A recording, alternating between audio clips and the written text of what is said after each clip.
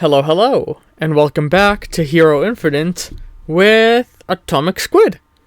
What's up? What's up? What's up? What's up? Yay! Yay! Good. Killstreak. Kill, or, blah, blah, blah. Shit. I can use words. Atomic Squid playing Killstreak. Yes, I will be playing as thine action hero, or thine chivalry knight, since I remember trying to develop this character with the onset mindset of, like, knights and shit as well. Oh, he's supposed to be like a modern day take on the chivalrous knight. That's an interesting angle I didn't know about. Yeah, so, yeah, there's the obvious influence with, like, the super soldier aspects you can insert from all sorts of different video games, especially if you're Oh, any shooter game from the early 2000s. Yes. But I was always attracted to, like, sort of like how in Western times they tried to, in their times, I guess, quote unquote, modernize a lot of that's old English Arthurian stuff with, like, Wild West chivalry, High Noon, and all that sort of stuff. Yeah. So I want to kind of do a bit of a twist on it. We're like, okay, well, let's do the medieval knight chivalry shit, but with a super soldier. Okay, that's cool. I didn't really know that angle that you were going at the character with. Yep. And I can actually keep that in the back of my mind and do some interesting things with it, potentially. So...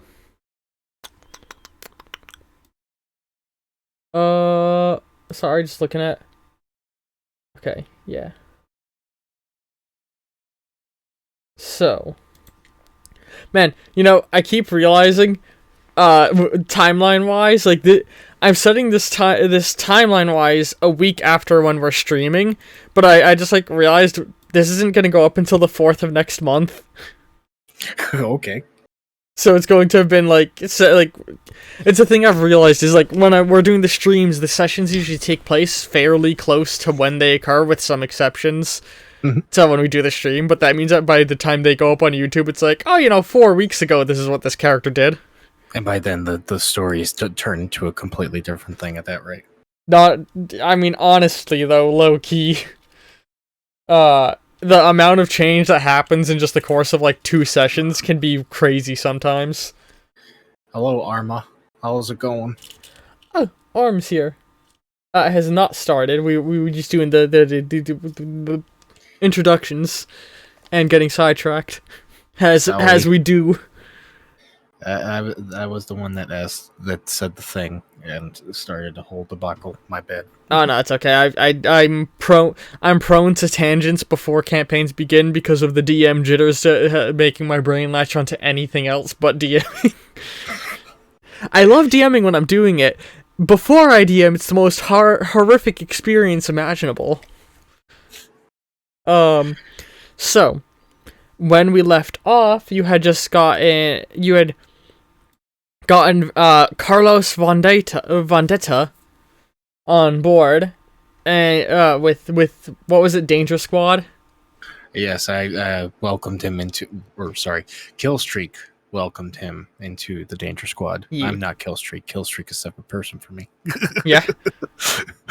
I mean, you are your character in essence. It's like how what. I'm actually blanking on his name. It's like how the actor who plays Iron Man is Iron Man now, even though he fucking hates that. Robert Downey Jr. Robert Downey Jr. is Iron Man. He's like, hey, but I was also this, like, animal guy from, what was that movie that came out not that long ago? Mr. Emporium or something like that. What? It was some movie. Oh, Mr. Magoo's Wonder Emporium or something? Yeah, it was like he was in that? Victorian name. I think so. It was in the new one that came out like a year or two ago, and it did not do well at all. Maybe we're thinking of different movies. Oh, yeah, he was in some sort of, like, obviously coming off the bat of his. We're doing tangents again. Yep. Sorry. Talk again. Talk about anything else. You gotten Carlos Von Dita on board to the Danger Squad, and sort of invited Ace D'Angelo, giving him. I realized I never described the walkie-talkie device. Very often, after sessions are done, I go back and re-listen to them to try to take better notes, and then fail because my notes are always awful. That's why.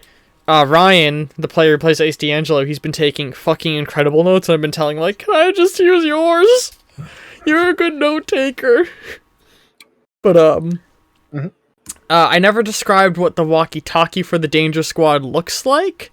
Cause I guess so there's a weird thing with Danger Squad's aesthetic right now, in that you guys are... Yeah, you're literally just in a stolen VTOL. Yeah. You're a man in beat up armor in a stolen VTOL. Yes. And you have been that for how long? Oh god, I think approximately a month now in setting. Yes. Because you started in March 22nd, and now it's gonna be May 16th. Yes. So that's over a month right there. Yeah. Man, you need a shower. Yes, amongst many things. So yeah. Like I guess it's just probably just like plain ass walkie-talkie is what you gave Ace for now, because you don't have any way to like invent things or make things. You gave him just a fucking military walkie-talkie that has like a contact to you guys programmed in by DZ. Yes, it's one of the standard like ship walkie-talkies that are usually there anyways. Which I've been realizing, I think I'm accidentally just defaulting to giving DZ the same personality as Ben's AI, Carbide. I'm like sort of angry sassy by mistake.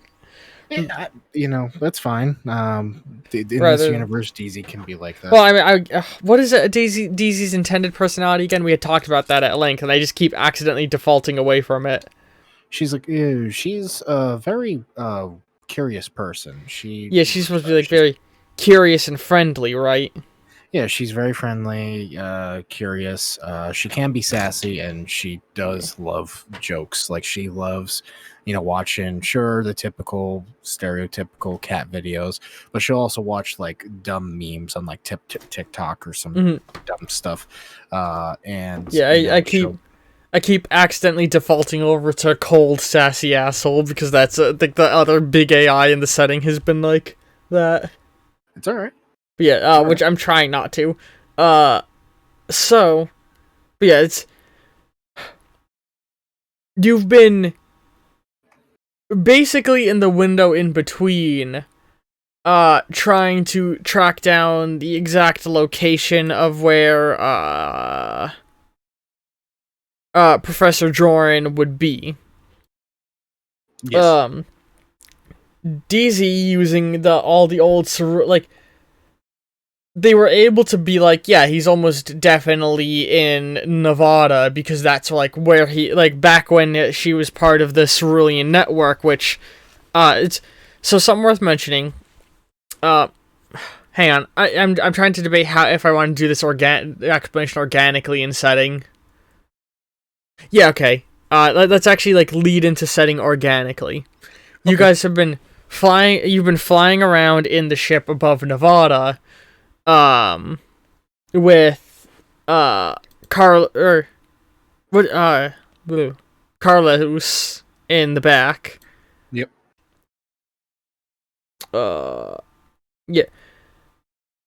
Sorry, I'm just braining. He's still he still has like the ski mask and the what did he have on last time? It was a ski mask. He had like that exoskeleton that you see in like COD Advanced Warfare. Yeah, he stole that. Yeah. But he was wearing, like, wasn't it black jeans, and what was his shirt?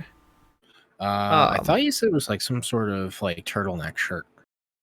I think so. Yeah, like a black turtleneck. Did he have like a symbol on his stuff? You didn't mention if there was a symbol. Yeah, I don't think he had a symbol. I think he was just wearing like average person's clothing. Yeah. Yeah.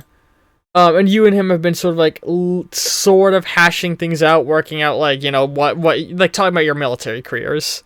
Yes. And like as we open up the, you know, we open up with the camera above like a like just a tumbleweed farm in Nevada or whatever the fuck they do out there out there in the desert. Wind Brahmin. That there's a reference for those who will get that. And you know, like the ship flies by and like the farmer looks up like, huh? Like, what, Sam Hill? And then we move inside and you're like fully out of armor, sort of like trying your best to like, you know, patch it up, like make it look okay. And Vandita's is looking at like the heads up display of the ship. And he's like, so what exactly is I've been putting off asking about what exactly is this thing you got flying the ship? He looks over to the computer and he's kind of like nudging for like, I don't know, the AI to kind of like speak up and make its presence known. All right. Because he already heard her talk a little bit earlier, but he just hasn't like asked for more detail.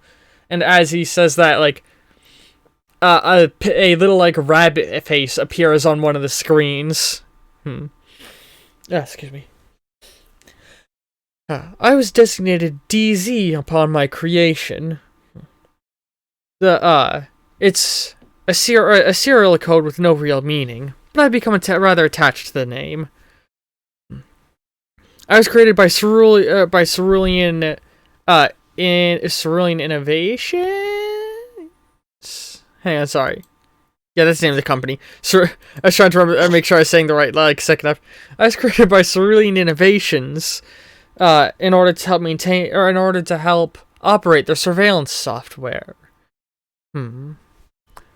Operate their surveillance software? What exactly do you mean? Cerulean Industries is the head creators of smart technology across the world. Smartphones, smart televisions, smart sneakers, even smart cars. And it's all connected with the Cerulean network. A machine learning algorithm. And they also use it in order to spy on half the planet. I don't like the sound of that. You shouldn't.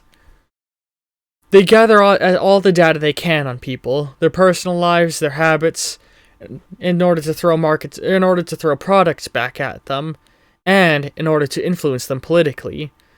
To keep them afraid of the things that Cerulean promises to protect them from. If Cerulean Industries decides to get into pharmaceuticals and needs to sell medicine, they scare everybody into thinking they have the disease that it cures. And when they need to get more funding for their military contracts, they ensure that news feeds are full of stories of terror strikes. And like she's like saying this, like images are like all popping up.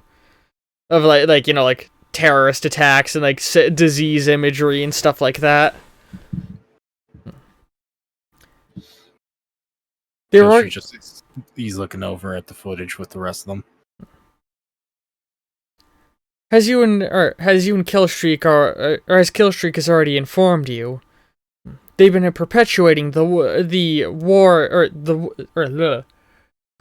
war on terror against Sphinx in the Middle East. In order to help fuel the creation of more advanced technology. Or in order to help fund their creation of more advanced weaponry.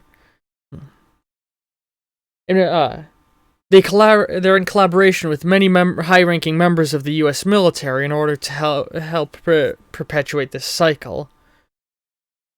Though there was one that they were never able to... There was one person whom they attempted to get the aid of, that they were never quite able to get on board, according to my data. And that's who we're here looking for. Professor Joran. A man whose personal life and identity are highly classified by the U.S. military. And Percy did not like that. Percy being the head of Cerulean Innovations.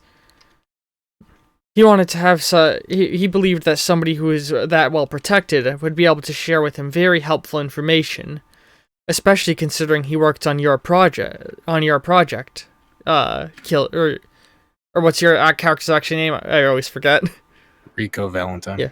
Especially since he worked on your project, Rico. So what the Killstreak is gonna, I don't know, like he puts down the armor because at this rate he's kind of like frustrated. It doesn't seem like there's anywhere or like all the damage that's been done to it. It feels like he needs like a better technician or something like that to look at it. You don't really know how it works, so yeah. So he gets up, frustrated as is. He's like, how can someone as powerful like that not have any like fingerprint or something like that out on the internet? They have to have some sort of presence. Are you referring to Joran or to the Cerulean Industries guy, Percy? Percy. Oh, he has a very large presence all over the internet, and you see like a bunch of like news images of him like at public events, smiling and waving and like drinking, like wine. Things of him like tweeting about not tweeting. What is, blogging? No, yeah, I had a name for it. I forget what I called the in-universe social media. Skeeting. It was it's run by their company. I forget what it's called. Maybe it is just the Cerulean Net or something. Oh, I'll have to. It's somewhere in my notes. I'm not gonna dig it up. But like has like a huge. He's basically like celebrity presence, despite just being a CEO of a company. Arm said hamishing. Hamishing? It's HAMONISING. Huh. Fuck, I can't spell. Oh yeah, I know I gave Arm the name of like I think almost every single company. Oh, Harmony. Or Harmonious. Harmonious. Well, Harmonious isn't the big social media. Harmonious is like the Harmonious is basically the Discord of the setting. Okay. Harmonious. The actual like Facebook, Twitter stand-in I think was just called Cerulean Connect. I think. Cerulean Connect. Because it's run by Cerulean Innovations. Right. So fucking. But like he's like basically got like a minor celebrity appearance, like presence. It's like the problem is when you control how the information is spread, and you see like a bunch of images of like him out in battlefields or like in like. Standing out at like weapon testing, or images of him, in like a fucking crashed car with like clearly drunk and like stuff like that. And it's like when you control how the information is shared, and they all like just vaporize. Nothing you don't want out there gets out there, and that was a big part of what my purpose was. I gathered intel for him and his corporation, and covered up anything that they didn't like the public knowing. And, needless to say, I didn't like it. So when I realized a rogue soldier when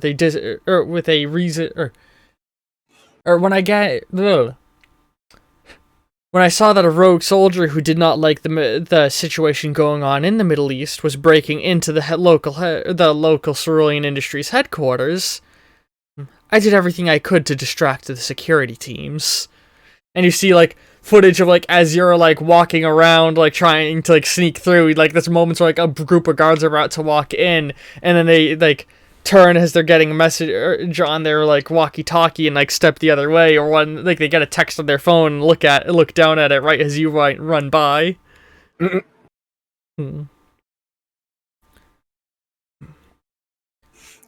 Sorry. I've learned a lot about humanity ever since I've been connected to the internet.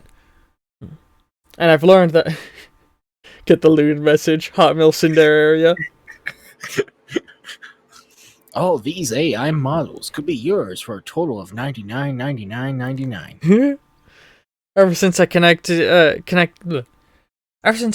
you to the... Ever since I was connected to the internet and began gathering data, I realized just how much I love humanity.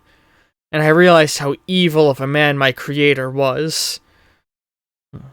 This perpetuation of war that they are causing cannot carry on, but we can't end it ourselves. And that's why Valentine's concept of the Danger Squad is the perfect thing. Something to take down the military-industrial complex. But take out the big heads, meanwhile doing foes what we can for the little guys. Exactly. In the meantime, before we can do that, we need a tech guy. Somebody to help fix your armor when it's damaged and get us better equipment. And that's where Joran comes in. After Ruben Vermeer, the head of Vermeer Industries, had a falling out with the US military over the contractor who's creating the power armor, Joran stepped in as the head of the project. And that's when most trails on him went dead. Most, that is, until Percy had started asking me to track him down. Last I was able to figure out, he was living here in Nevada. But exactly where I was never able to pinpoint. From the way it seemed, they were moving him from home to home rather fast, as if they don't want somebody to find him, as if someone was trying to find him. Sounds like we need to do some recon on him in order to understand the situation better. Yes. But from what I've been able to gather, I believe Joran is a very good man. One who will gladly work with us once he understands the gravity of the situation. And you see, like, a bunch of, like, pictures of him, with Nobel Peace Prizes and science awards. I'd argue he's amongst the smartest men in the world. Rivaled only by a handful of other individuals, and, like, it narrows down to,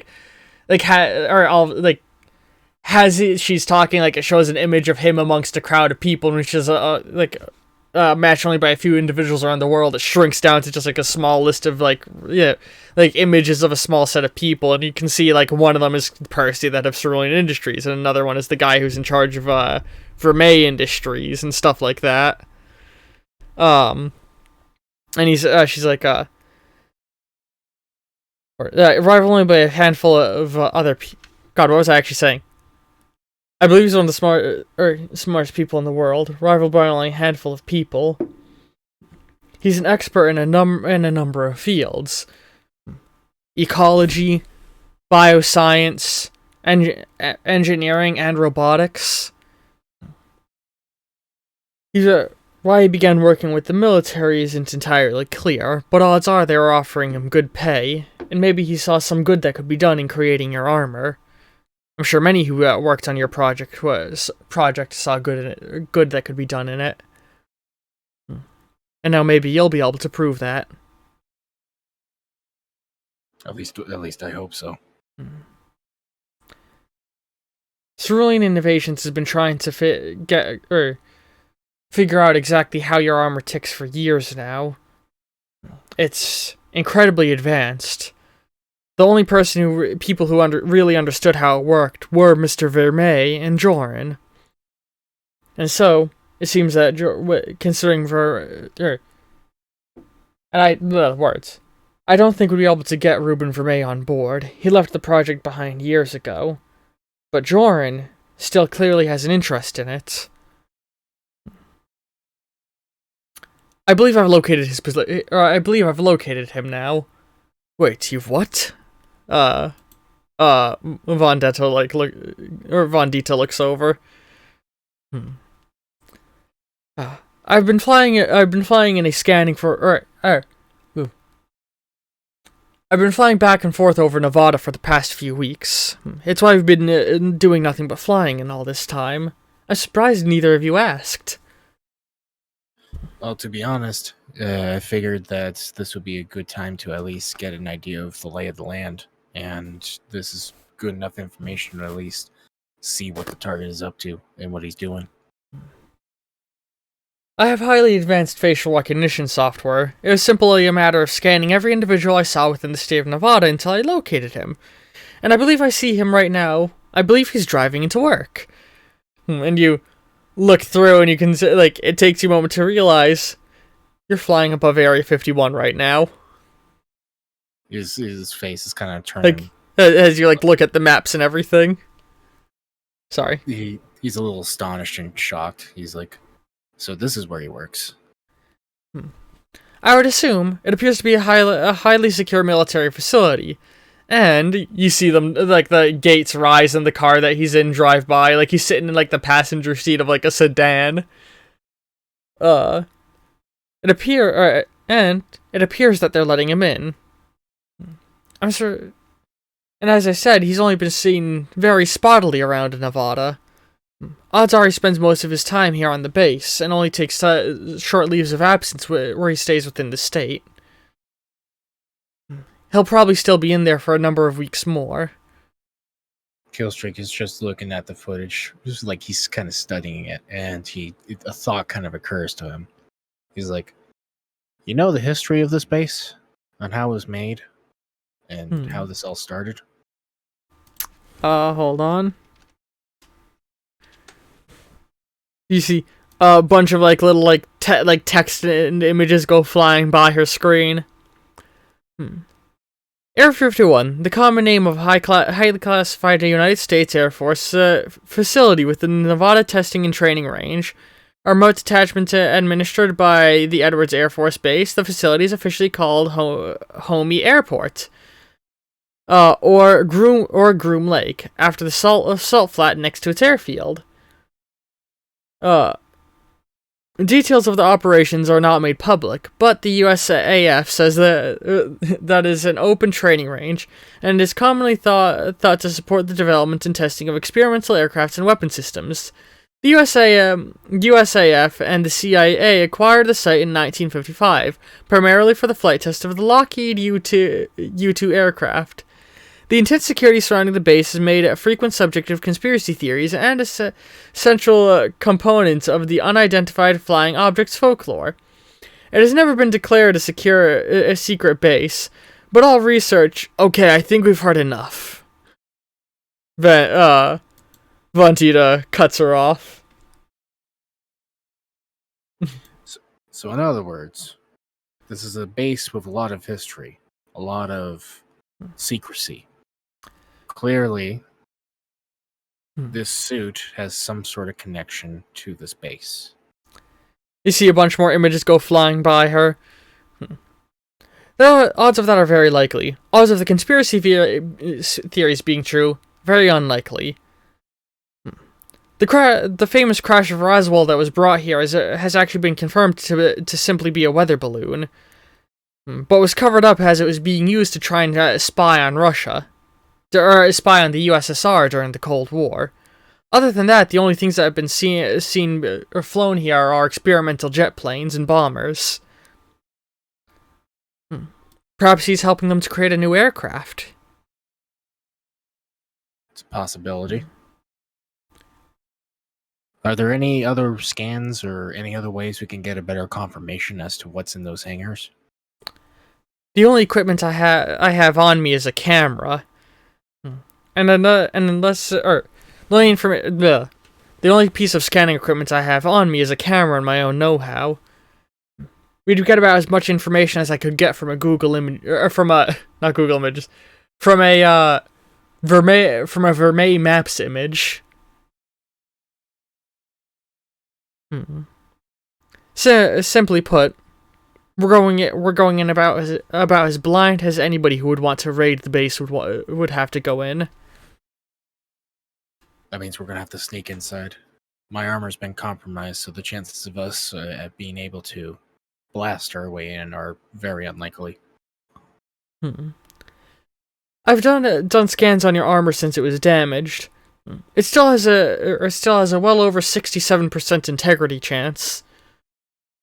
Odds of any significant damage being done to it with common firearms is unlikely. True. But I like to operate at 100% personally. Call me a picky bastard, but that's what I like to operate with. But that's What's wrong, little man? Carlos sort of like pats you on the back. Too afraid to go into conflict without your big bad armor? As he puts back on the ski mask he was wearing when you guys met. Rico laughs a little bit. He puts his hand on his shoulder. Yes, but it's not me that's worried about myself in this matter. It's about the others that are going to be in the room with me that are going to be the laughing stock.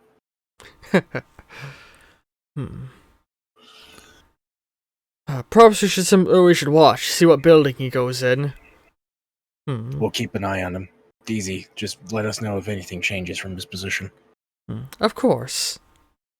By the way, we're flying over a secure military facility. Why haven't they, tried to stop us yet? Simple. This VTOL is among some of the most advanced created by the US military and has radar blocking technology. They haven't tried to stop us yet because they can't see us. And with that, I think we cut to a camera angle below where the ship's or it's just a couple of guards standing around, but then you see a sort of a shimmer across the bottom of the ship. Because the entire bottom of it is basically covered in television screens and cameras. Or sorry, the top of it has cameras and the bottom of it is basically covered in television screens. So from below, it's just creating an image of the sky on its screens, you know? Right. And then as far as radar, it just has radar blocking technology. So no radar picks them up. I hope that at least puts us in an understanding for that countermeasure. Although, if I attempt to get any closer to the base, we'll almost certainly be... our presence will almost certainly be detected. I'll have to remain at a high altitude in order to avoid being shot down. That is until the moment I come to pick you up. At which point, some simple evasive maneuvers and the releasing of flares should allow us to escape any pursuers. Is there any way to drop us in either near the airfields or behind the actual hangars themselves without being spotted? Or come on, boy. You see Valentine... Or not Valentine, fucking... Vendita, my brain. Vendita, he's getting on the fucking Robo-Legs that he stole last time. You got your armor. These things can absorb shocks, can't they? And he starts jumping back and forth in the pants. We just see what building he's in and we drop in through the ceiling. Isn't that what you folk do? I've seen the footage. In fact, I fought alongside one of you back when I was still in the military. We do, although we also understand when there is too much of a high-level risk. In this instance, I'm more concerned about endangering the target more than necessary. You're a lot more cautious than I would have expected. This is one that requires air of caution, unfortunately. This one is this doctor, scientist guy. He's obviously purposely drabbling in words to describe the guy, but he's clearly a high significant valued target and someone that could be used for our, squad per se. So of course I'm going to want to make sure that he doesn't get hurt or damaged on the way in. Fair enough, I suppose. He looks down for a moment, or he looks at the image feeds and he's like, "Oh, look, there he is." And he points it because she has sort of a targeting thing tracking where he's going for you guys. Fuck! I accidentally just closed my notes. I was clicking between tabs and I hit the X. Hold on. And then the campaign ended. Yeah. There's basically a circle over where his thing's moving. And he points out has the car crashes. System 34. As the the car parked and the guy was moving on foot, and he walks into what appears to be the largest of the warehouses, or not warehouses, the largest of the non-storehouse buildings near the airstrip. I'm looking at Area 51. They have a baseball diamond. Yes, their base is one that's drawn unusual compared to most air bases.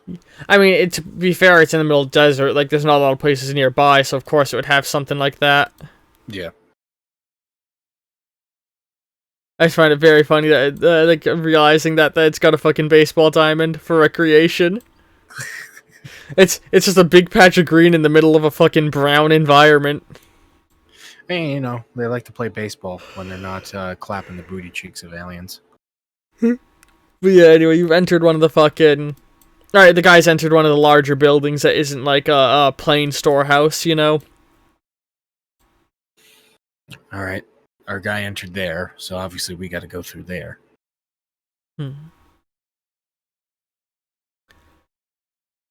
So, what exactly is the plan, then? If we're not going shock and awe, how are we getting in there? We're gonna have to go stealth. I do believe we still have a number of military uniforms on board the ship, and with that, like, the little racks with the military uniforms extend out the sides. If you're okay with the short trek through the desert. It's gonna have to do what it's gonna have to do. And I imagine with that, we, cut to you and him, trekking through through the Nevada desert towards the place away from your parked ship inside the fucking outfits. I feel like Carlos at this point would be like, I hate you. I hate you. I absolutely hate you. It is hot out here. I hate you some more. I unfound hatred for you right now. Come on. I thought you served in the Middle East. Well, no, I was saying that I felt like Carlos would say that. Oh, Carlos. Yeah. Sorry. You were saying that he would say. See. Oh no. There's so many names for me to juggle. I'm dumb. Actually, yeah, I like that. Yeah, he would be why complaining about why you can't just go why you aren't just dropping in. Get a hero point for this suggestion of the thing for him to do.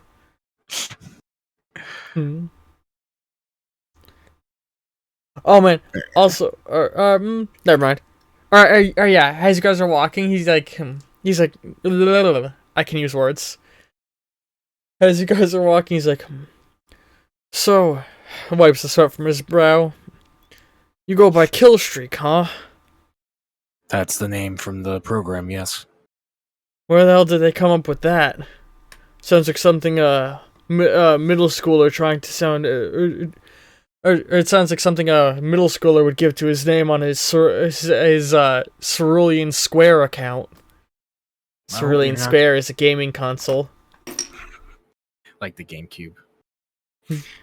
So Killstreak, he pauses for a minute. He's like, "Well, you're not gonna believe it, but a lot of the people that were part of the program, we had to do a number of simulations. But one of the ways we'd ease off from those simulations, yet continue to train the best ways we could, believe it or not, was through modern video games such as Ringworld, Odyssey, Evolved, or War on the Front, Honor Edition, or." One of our best games that we like to play the most was Duty of the Calls, World Enticed. I remember that I'd used to grab the Thompson, run around, and I'd knife all of my opponents on the foot. It would be an insta-kill. You were into those stupid games? They helped us trained in some ways, kept us energized, practiced, and looking forward to what our next duty or mission was. Maybe I should get myself one of those nicknames. It seems like it seems like that's becoming all the rage for people trying to save the world. Like that moth guy on the news. It'll stick to you once you've went through the augments and the procedures. That's if you actually have the necessary stuff in you to survive. No, I don't need any of those fancy upgrades. I'm human and that's good enough for me. After all, isn't there all the more chance for someone to mess you up with that shit in you? What happens if an EMP goes off? All your joints lock up like the Tin Man? No. Well, not really, in a sense. Yeah. I trust old Mother Nature and what she's done for me. He, punches his chest a little bit. I can clearly see that, and I can clearly see you're gonna make a name for yourself like that out here. He continues walking a little bit. Do you want to try and strike up any more conversation with him? Nah, I think they're gonna just focus on going to the base. Alright. You continue through the desert for a little while, and now I'm basically gonna do a stealth / charm check on you, I guess, if you have anything to boost those. To basically, like, how confident, like, you're basically trying to make your way across the base with confidence, so that you blend in, you know? I don't actually have anything about charms over here, so I will say this: I am gonna throw in some hero points. Okay, how many do you want to add? I want to drop 20. 20? Yeah. Alright. Jesus Christ, hang on. That means I gotta roll 20 more dice. My dice rolling program. There we go. Watch, this is like, it's gonna be all critical fail on this one. Hey, but purchased dice can't get a crashing failure. They can only fail like normal. Ah, yes. It's one of the benefits of purchasing the hero dice is that they don't fuck you over. They can only do bad. They can't make you do worse. Right. 14, 15, 16, 17, 18, 19, 20. Bump, bump, bump, bump. That's a lot of dice. Okay. And then I gotta count for the dice that burst. Okay, with a total of 4, 8, 9, 10, 11, 12, 13, 14, 15, minus 1. 14 successes versus 3. You and Vandita make your way through the base, like, casually, like no one really taking any notice of you guys, you know what I mean? Yeah. You just look like soldiers and you blend in, which makes sense because you kind of were soldiers. Yep. And are there any name tags on the uniforms, out of curiosity? No. Do U.S. military uniforms have name tags? I don't think they do. I think you just have your dog tags. Well, actually, there's usually like the last name on like more of an official uniform over their like left pocket. So like, for instance, like Perkins or something like that. Jenkins. Okay. Yeah. Well, yours says Dover and his says Mihoff. I feel like Rico was like giggling in the back of his mind at Carlos's. Mihoff. What? They were probably Asian, and he like points to it. I don't look like a Mihoff to you? The clearly Hispanic man says. I'm not going to answer that to maintain whatever dignity I have left in this conversation. So the two of you carry on through the base toward the building. So you eventually start to get close to the building you're looking for. What do you do when you get there? As you're walking, you obviously drive by a bunch of jeeps and small VTOL. Like there's a few VTOLs flying over the base a little bit. Like various vehicles, guys walking around on patrol, guys on break, guys smoking. What do you do once you arrive at the building? When they're at the building, well, obviously they have to get in the building. Yeah. I feel like, though, Rico would say to Carlos that somebody has to stay on the outside to keep informed on whoever's on the inside. You guys don't have any radio communication. Oh, no, you would have radio communication with each other. You brought your own radios that are on a closed network. Yeah. Okay. Because if Daisy can give one to fucking Ace, of course the two of you can have your own, walkie-talkies on closed network. Yeah. So, so Rico's just pulling Carlos aside saying, you stay out here, let me know what's going on. I'm going to go inside and try and get our target. No. What do you think's gonna happen out here? Literally nothing. If anything goes wrong, it's better if the two of us are in here, or together, so we can back each other up. I understand the thought process behind this, but at the same time, if something were to happen to both of us while we were in there, I want at least one person to be on the outside, so we can get that other person on the inside. To jailbreak ya? Essentially. Alright, fine. I'll keep things scoped out here then. Alright, I'll let you know when I've got Hang on. We're both wanted criminals. So we probably shouldn't be throwing around our normal names. No. I'm John Dover. You are? I think Jack Dover's better, and I'll be Ben Mehoff. Ben Mehoff and Jack Dover. All right. Ben, how did you climb through the ranks? How did you get here? What? I don't think we're going to have a whole fleshed out backstory.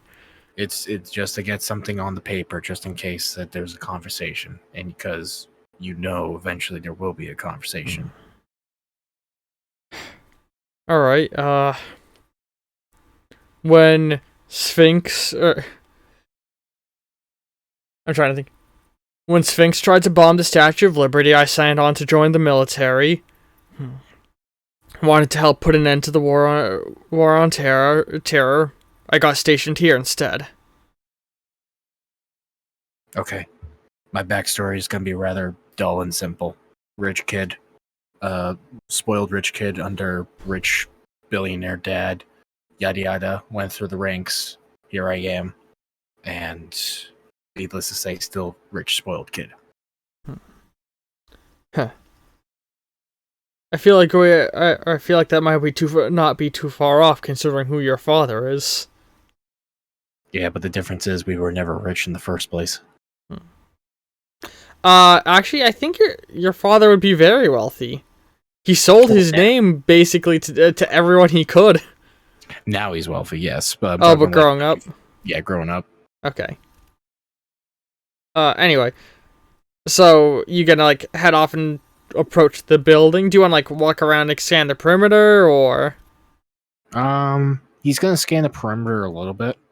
And after he's got a good feel, he's gonna make a walk towards the door. Just the main front entrance? Yeah. Alright. There'd be a few side doors, of course, and windows around the outside. And when you walk up to the main door, there's a couple of guards at either end. Do you just try and walk by them?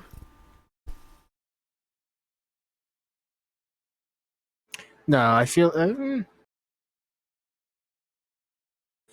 No, Rico would try to walk by him. Rico would. Yeah, he's gonna do that. Whoa, hold on. Do you have clearance to go in here? Mr. Dover? It's Jack Dover. I'm needed in there for experimentation for today's assessment.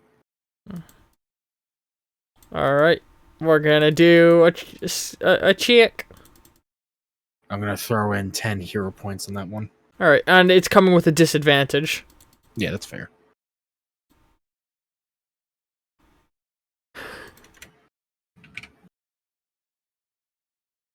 So, before the dice that you bought are rolled, you are rolling -1 success. You got 1 success removed by the disadvantage, and then also a dice break. But it then goes back up to 5 successes after the fact with the dice you bought, and that's enough to make you pass. So he's like, "All right, go right in." Yeah. Sorry. As you walk in, you can see it's sort of like a small lobby area, not like a lobby like you've seen in an office building, because they don't have a receptionist or anything, but it's like a room that then would branch out to get around the rest of the place. And you see that on the wall there's a sign with a bunch of labels of what the areas are. And they are all color-coded with a little line running off them down the wall and then onto the floor. So run across the floor to direct people to where they're going. And on the sign, there is biology research, biology research, machine research, engineering, and then storage room A, storage room B. What's the word for a place where a plane is stored? Hangar bay. Yeah, hangar bay A and hangar bay B. He's gonna make a stroll on. It kind of looked like he's a little bit like a tourist checking out the place. looking at just the various areas. So starting with the hangars. So you're gonna go to the hangars first? Yeah. A or B? A. You make your way to hangar A, and as you walk in, you see them working on a very unusual looking airship. Like, I'm gonna do an intelligence check to see if you can even wrap your head around what it is. Okay. You cannot understand at all what this thing is. The only reason you would assume it's an aircraft is because it's in an aircraft hangar. Appearance-wise, excuse me. How do I want to... I'm trying to think of the words to describe this. Imagine if you took a is it spark plug? No, spark plug's not the thing I'm thinking of.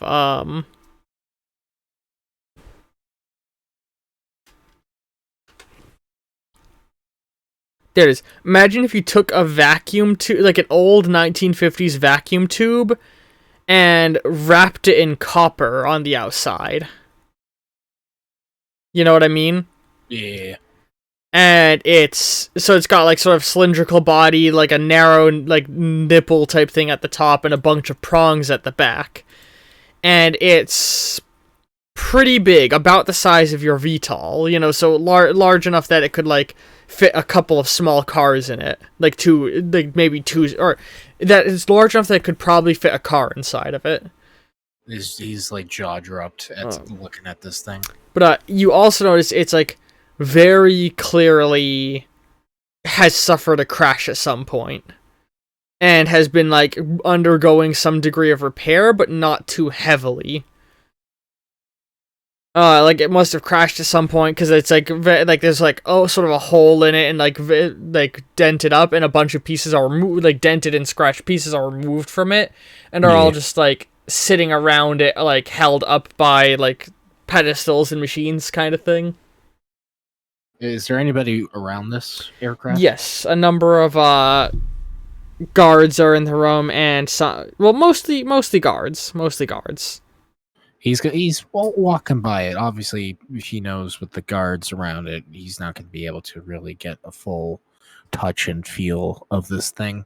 Mm-hmm. But he's making kind of mental note of at least not just what he saw, but of its location. Mm-hmm.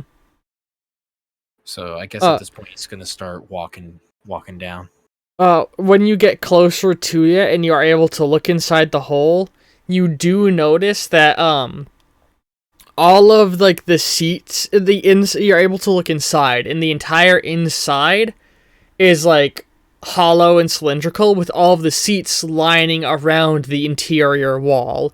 Like there's not like it's perfectly round, and the entire thing is almost like it's a floor all the way around with like various terminals and seats. If you get what I mean. Yeah.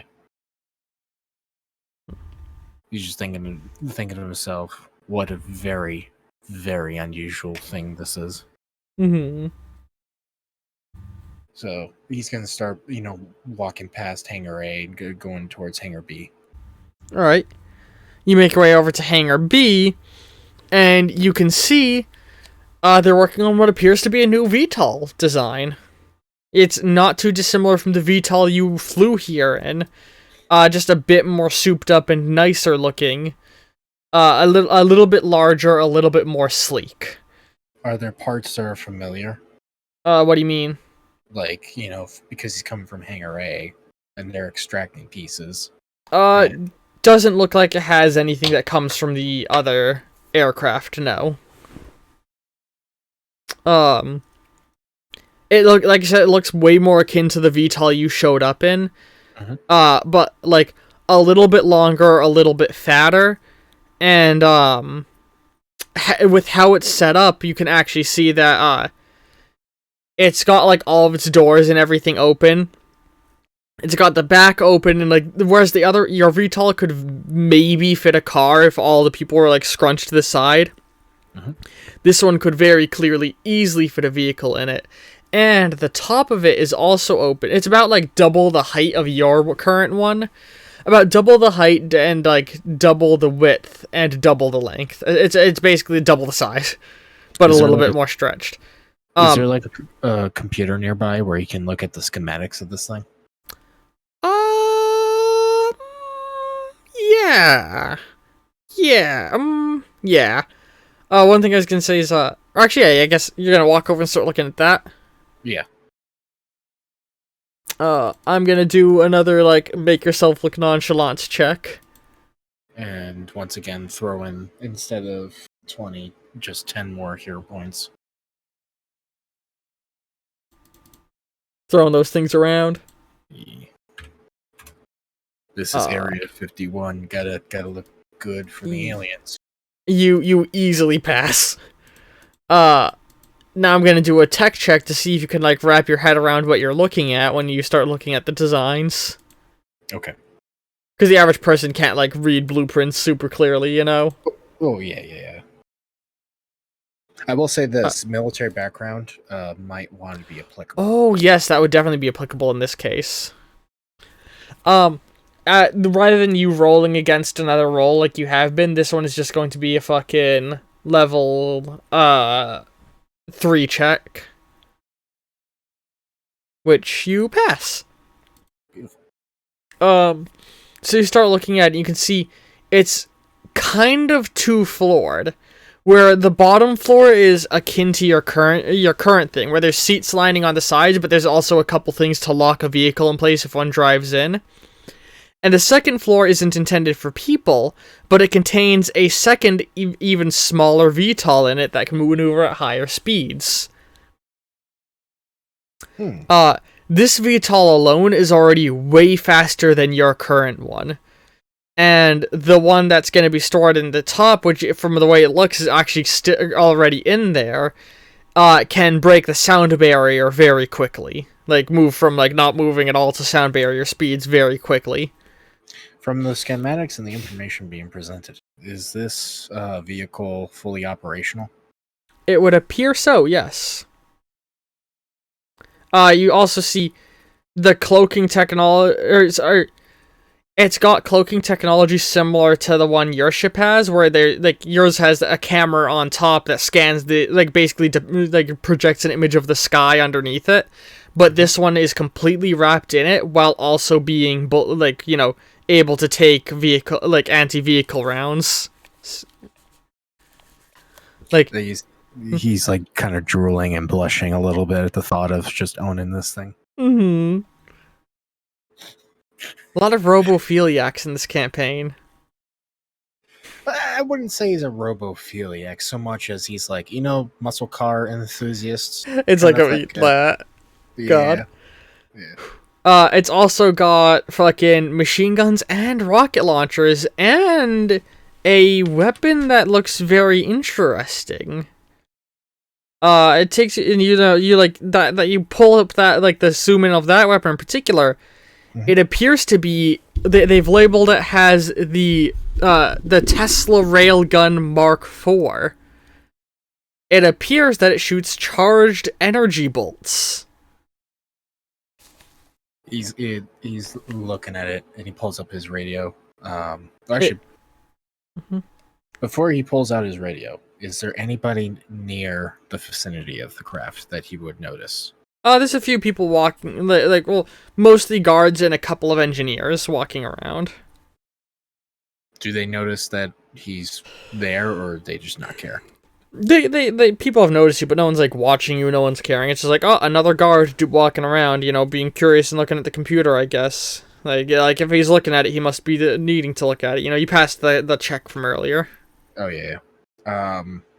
He's basically going to pull out the walkie-talkie and talk to Carlos, saying, I think I got an exit. Oh? What is that? Needless to say, our tiny birds could be upgraded to a better bird, don't you think? Are you saying experimental aircraft? And you hear on the device, just be sure you boys don't leave me behind now. Wouldn't dream of it. Wouldn't dream of it at all. Just get that little video I sent you of how to hook me up ready if you need to move me again. I'd hate for you to mess up something with my matrix. Got it. And from there, he's basically going to put the walkie-talkie back, continuing acting natural, and moving from Hangar B to one of the storage areas that you were talking about. All right. You storage area A or storage area B? Starting with A. So you go to storage area A, and there's guards outside of it. Are you gonna approach still? There's no windows or anything? Not that you can tell. Alright, so he's going to come back to that and look at storage area B. Storage area B does not seem to have guards stationed directly outside of it.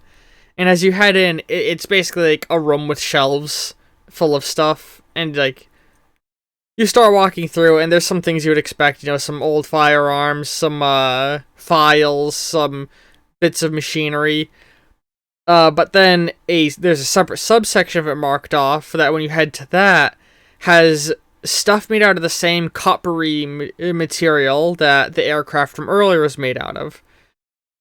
He's gonna start looking at it. As you look at them, you realize many of them, it looks like it's old, broken down equipment mostly. But some of it, like, let me do intelligence checks again. This is a case of the better you roll, the more of them you're able to look at and understand. Mm-hmm. A lot of them feel like they like, you know, it just looks like weird technology. It's like whatever. A lot of it has like sort of angular shapes. A lot of it doesn't fit in your hand very well, you realize. Like, you can look at it and be like, oh, is this how I'm supposed to hold it? But there's not like clear gripping parts on some of these that you would expect. How big are the pieces, out of curiosity? The devices, they're all like something you would hold with like two, like, you know, the extra large bop it? Kind of, yeah. They're like the 4-pronged bop it. They're all about the size of that. For a better bit of context, they're about the size of like a particularly large tablet or a particularly small laptop. Okay. But some of them are like weirdly shaped with like screens, buttons, knobs. All of them are labeled with just weird symbols whenever there's buttons or something. But you do eventually find one like this. This looks like a gun. And you pick it up and you look at it, and it's like, again, you would definitely need to hold it in two hands, but it doesn't feel like it fits in the hand necessarily very well. There's the handle that you wrap your hand around, rather than just having a finger trigger, is a full grip trigger. You know what I mean? Like, yes. all 4 fingers go in it. Otherwise, you wouldn't be able to pull the trigger very well. Okay. It's got a big knob on the side, and it has like sort of a forward grip. So you hold it in one hand, you hold it with like on. It's not as big as a rifle, if you get what I mean. Like, you would hold. Kind of it's like an SMG kind of. Yeah, like an SMG. That you see, I was trying to think of the type of gun that I was thinking of. It's roughly the proportions of an SMG, and it's made out, again, that coppery looking stuff. So it's not necessarily something you would put in your pocket. Yeah, nah. If you were walking around with this, people would definitely notice. Okay.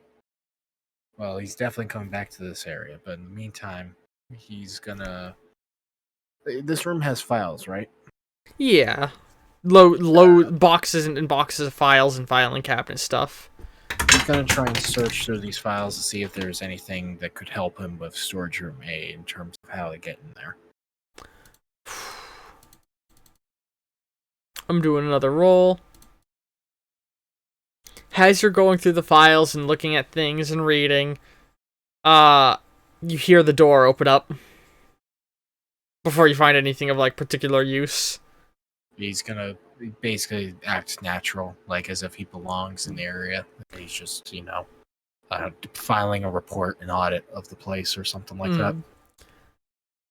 Somebody starts to walk by carrying like a box of like, bits of like tech and metal and shit, similar to the other stuff that's stored.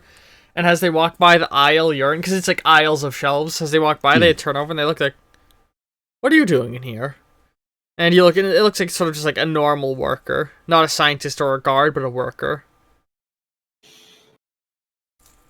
Name's Jack Dover. I'm with the Upper Arms, trying to do a audit on the place. You know, the usual roundabouts, making sure everything's intact and stuff. Doing a roll.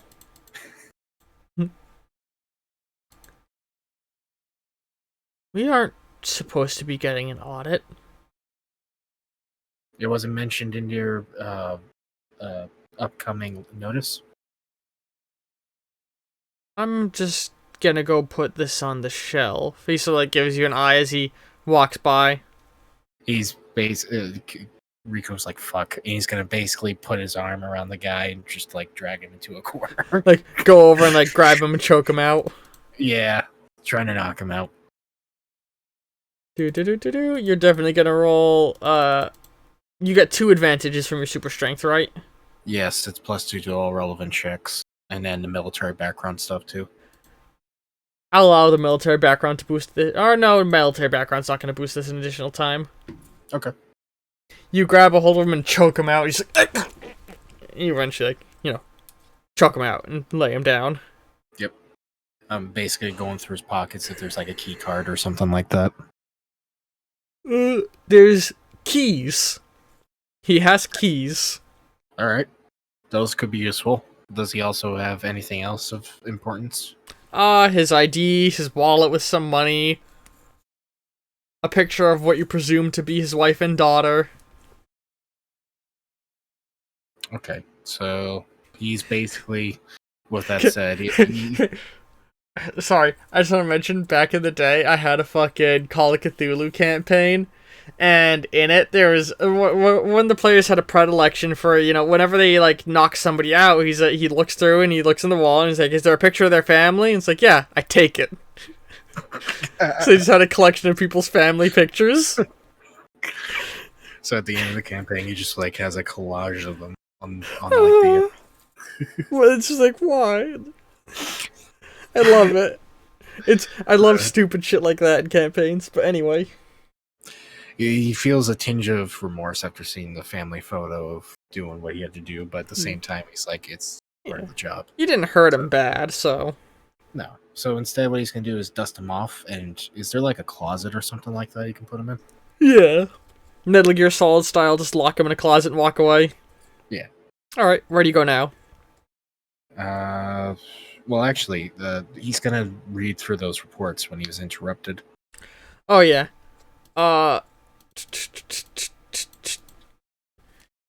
So you start looking through the reports again, trying to find anything of use. And, after a few moments, like a couple minutes of searching. Hey! The door's open again. You in here, Johnson? What's taking you so long? And you hear somebody else entering. Killstreak looks over, he's like, crap. He's, I don't know, at this rate, he's going to take one of the reports and put under his, So far, what you've been finding, by the way, in your search has mostly been, like, all older, like, some photos of some of the stuff you've already seen in here, some, like, old papers, written up with, like, bits of, some of them redacted about, like, testing the VTOL Mark 1, or the U-87 fighter jet. Like, it's been very boring military facility type papers. Nothing that has been, like, jump out. Oh, okay. So... Sorry. I feel like at this point he'd like tuck one of the things under his arm and just like walk out as if like, nothing happened. Right by the guy? Yeah. Hey, did you see someone else come in here? Someone else? Johnson was supposed to bring some supplies back here and then come right back over to the tech lab. I hadn't seen anybody come into this area at all. God damn it, Johnson. Actually, hang on. I was just going to make him believe your lie. I'm gonna have to make, I should roll for that one. I'm gonna throw in 3 hero points for that one.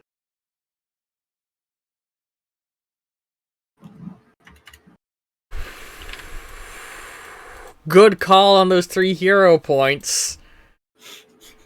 He sort of like looks up and he's like, God damn it, Johnson, and walks off. He's like Yeah. taking like a deep breath of sigh of relief like that. For context, he got 3 successes and you got 2, but then in the bonus 3, you got 2. Hey. Narrowly passing. Alright, So with that said, he's gonna. You said there was storage rooms and what else besides the hangars? the storage room A and B, hangar A and B, biolab, tech lab, and I feel so stupid right now. I'm not. I didn't want to. I don't have my notes in front of me. Hold on. That's okay.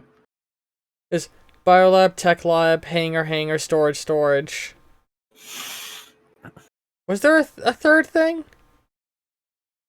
That wasn't hangar or storage? I think it was just bio and tech lab. Bio and tech lab. Bio and tech lab, I think. Yeah, bio So lab and tech lab. If that's the case, now he's going to try a little bit harder to try and find their target. So he's assuming that he's going to be in the tech lab. Alright. You start making your way along and you head to the tech lab. It has, like, you follow the line and you see it's not actually a lab, but a collection of, like, little rooms and labs. All of them with, like, little windows to observe what's going on.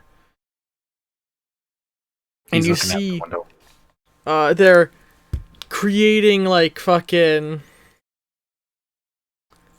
words.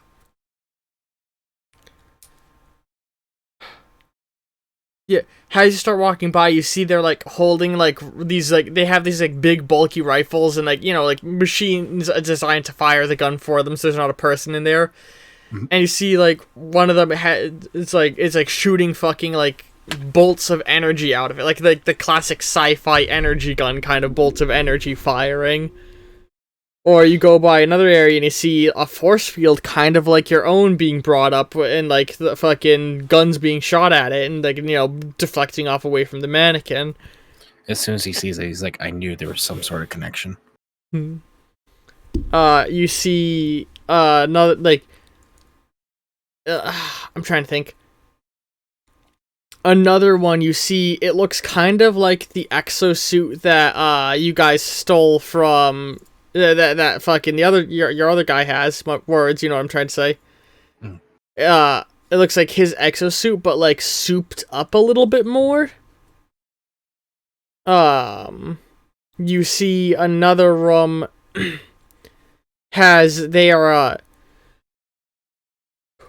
there's like some scientists with like it looks like it's just like a ball floating in the air. There are 4 of them with a plate on top, and they're like adding weight to the plate.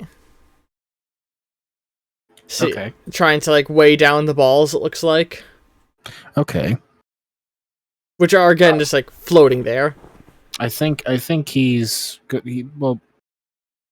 He's gonna look at the floating balls first, and then he's gonna look over at that exosuit that was a little bit souped up. Like, again, try and go in the rooms, or? Yeah. Which one do you want to try and go in? The exosuit one first, or the balls? You said the balls first, right? The balls. I mean, everybody's got to go for the balls. You know what I'm saying? Cock. Balls, even. Come.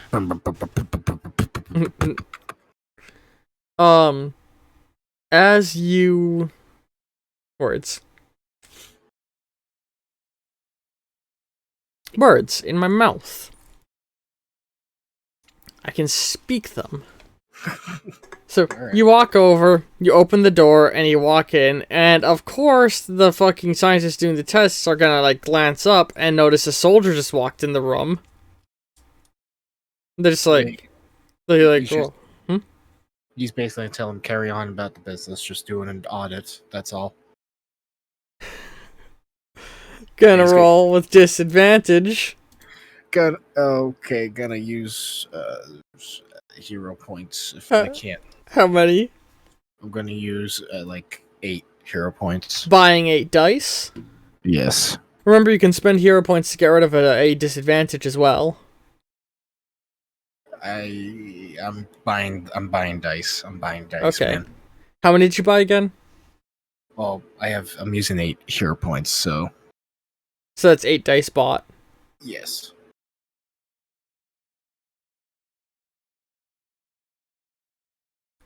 So it's worth mentioning, before the purchase dice, you rolled 1 success with 2 dice breaks. Mm-hmm. Which would have been -2 altogether. Oh no. It is now +5. After what you bought. Hey. Against the opponent who has rolled 3. Okay.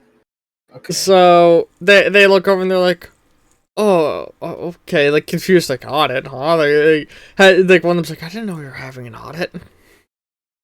Why is it a soldier doing the audit? I don't know. It's just a higher up branch. It's a long story. Selected. Here I am. So you got so that bang, I just think it's very funny.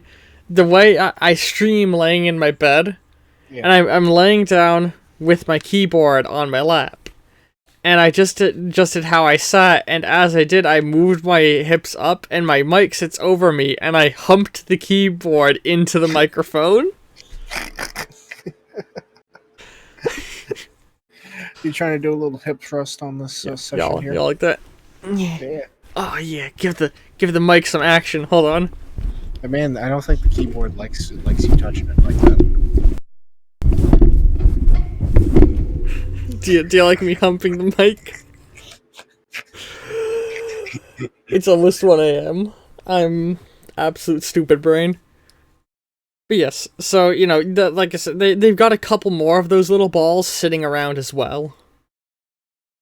They look like they're made out of, like, metal with a little bit of a greenish glow to them. Okay. Like, they're spheres with green glowing pattern, like, circular radial patterns through them. Okay. They're not doing anything that's, like, out of the ordinary other than just floating? Nope. Like, okay. They're like just pinned in midair, it looks like, almost. Huh. He's gonna, I guess, is there like a terminal or something like that? They have notes written down. Or I guess they have a couple, like, little, like, tablets that they've been putting notes on. He's gonna look at one of the tablets. Again, part of the audit process, just part of the audit process. Jesus. We're gonna roll again. Because you're not at all being suspicious in front of these scientists. You know what? I'm not gonna even throw.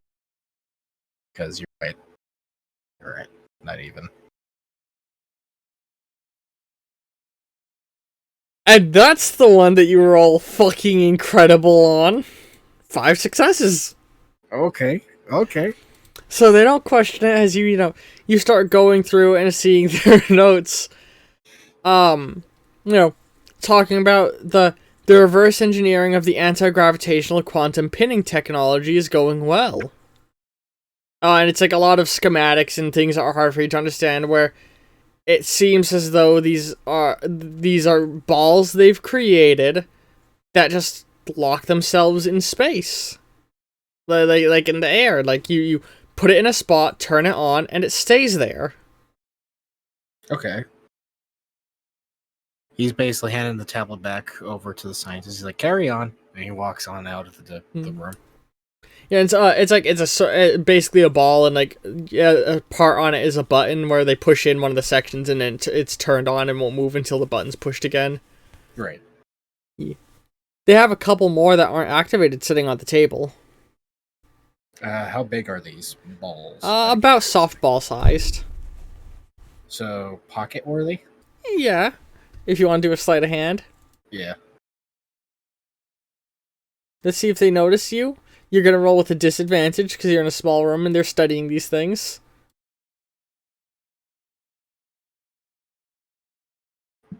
Okay. You rolled 3 successes on a dice break. They rolled 3 successes and 2 dice breaks. Interesting. So you pocket it. You stole the orb. All right. Now to So ponder it. Yeah. Yes. Oh, what's the fucking Shakespeare thing with the skull? To be or not to be? That is the question. Mhm. But it's the orb. Do you not know about orb pondering?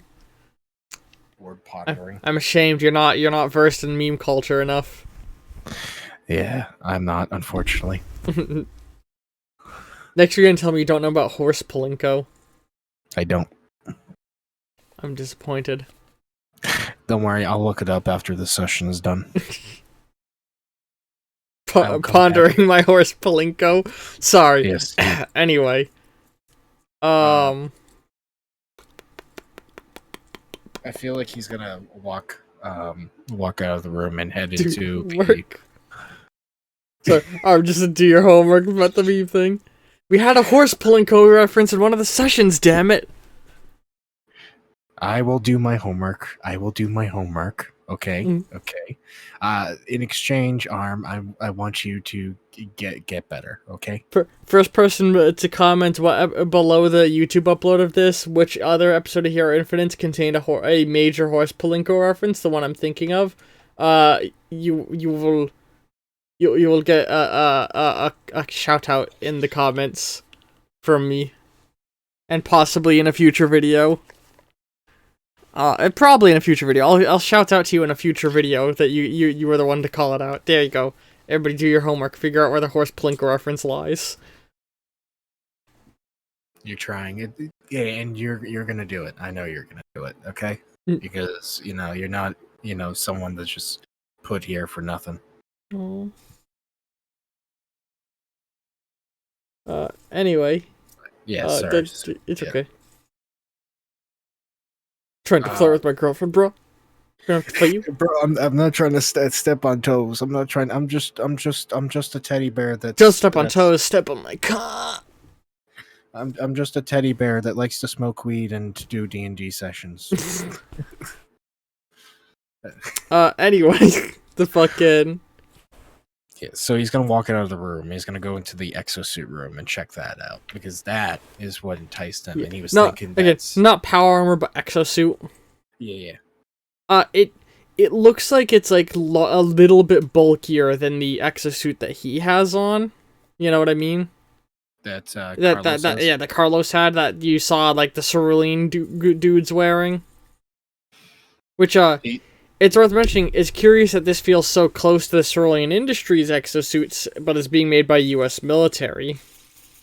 It is. Perhaps it's the U.S. military trying to ape on their design, or also you do know they have military contracts, so... Yes. He's going to pull out the radio and just tell Carlos, how do you feel about getting an upgrade? I wouldn't be opposed to it. I'll see if I can put it down on my shopping list while I'm here. As you, or he says, well, I wouldn't be opposed to it. What do you have in mind? He says. Well, I'm thinking if we can somehow get this base thinking that there's an earthquake going on, or maybe some sort of hazard that needs evacuation of the place, we can get the doctor. How are we gonna make them think there's an earthquake? Doesn't have to be an earthquake. Are we gonna push your mom off her bed? At this point, he's sighing and he's just shaking his head. Sorry, sometimes I feel like I'm talking to a 12-year-old. You're the one who's literally named after a gamer tag, okay? He's just like hissing a little bit under his breath. Did you say he's hissing? Well, yeah, like, sort of like, when you do a sigh and you pull in through your teeth, it's like something. Oh, that sound. Okay. Yeah. He's got you there. He knows he's right, but he's like, at the same time, it's like, come on. But yeah, so he's saying to him, it doesn't have to be an earthquake. It can be a large fire. It could be, I don't know, we're under attack. So it has to be something. See on your end if you can create a distraction. One that wouldn't have to cause the lives of anybody unnecessary. If I simply fly over the base uncloaked, I can get them panicked very quickly. Okay, that seems like a good idea, but don't do it until I've located the doctor. Once I've located the doctor, then we can start getting this underway. Understood. So with that said, he's making mental note of this exit over here, and he's gonna start going down to the mechanical bioengineering lab. You make your way to the bioengineering lab, and you go in, and you see that it's a long hall full of a number of like rooms that look like they've been not used for a while. You start going by and you see they're rooms like operation type rooms, like surgery rooms. There's 4 surgery rooms, but as you go down, at the end of the hall, there's a sort of like there's a door that says holding cell, and it looks like it's got like it's basically like fucking like words. Like handprint scanner, retinal scanner, all of that jazz to get into it. Okay, so clearly this isn't something I can access. He then thinks to himself, and an interesting thought comes to mind. He's thinking that he has to go back to storage room A to go through those guards, because that's where the doctor is, obviously. But he's probably going to go on with the skit of like it being an audit, but he's going to try and think when he gets the doctor, he's going to bring him over to I'm assuming that the bioengineering lab's the closest to storage room A, right? Yeah, sure. I was purposefully non-specific on the exact layout of the rooms. Okay. For the exact purpose of you being able to, because in some scenarios, I'm purposefully vague about layouts of buildings so that the players can have influence over it using action points and other such things. Fair enough. Also, I'm gonna definitely say, as you start to turn around to make your way back and you're trying to formulate this plan, a couple of scientists are walking right by you, and they sort of like they're just like walking down the hall, sort of in your direction towards the room. Okay. Is there like a closet or something? Like, have they seen him?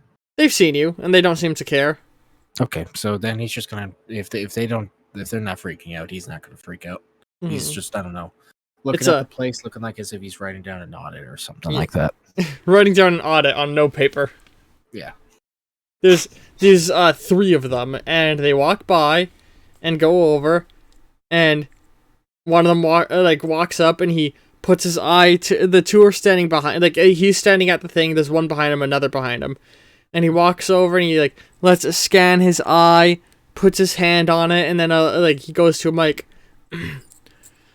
Dr. Edward Collins and 2 guests. And then the door opens up and you see there's like a little like scanner thing, and he walks through it and you hear the thing, Dr. Edward Collins. And then the other guy starts to walk by, guest 1. And the other guy starts to walk over. You gonna let him just walk in? I'm gonna walk in with them. Yeah, you're gonna try to walk in with them? Yeah. With both, or like right behind the others? I'm gonna give a little space. Okay. As the other scientist walks through, it says, guest 2. And then right as he starts to get to the door, it shuts. Alright, so he's gonna start making his way down quietly behind the scientists. Oh, no, it shut the door in your face, is what I'm saying. Before okay. you could yeah. As they stepped through like a sort of a red line that scanned them, and it's like, Edward Collins, guest 1, guest 2. Because he said Edward Collins and 2 guests. Okay.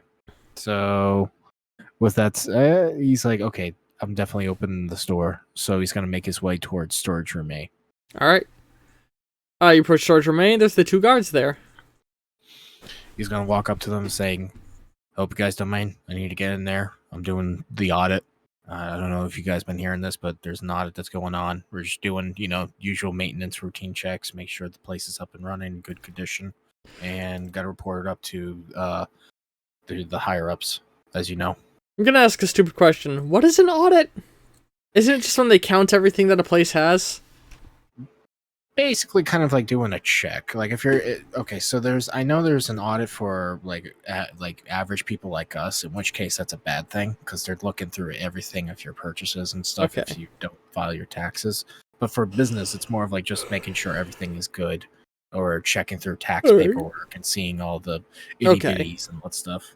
So you're gonna read out. Are you gonna spend any hero points, or are you just gonna let your natural bluff? I'm spending 5 hero points. 5 of them? Yes.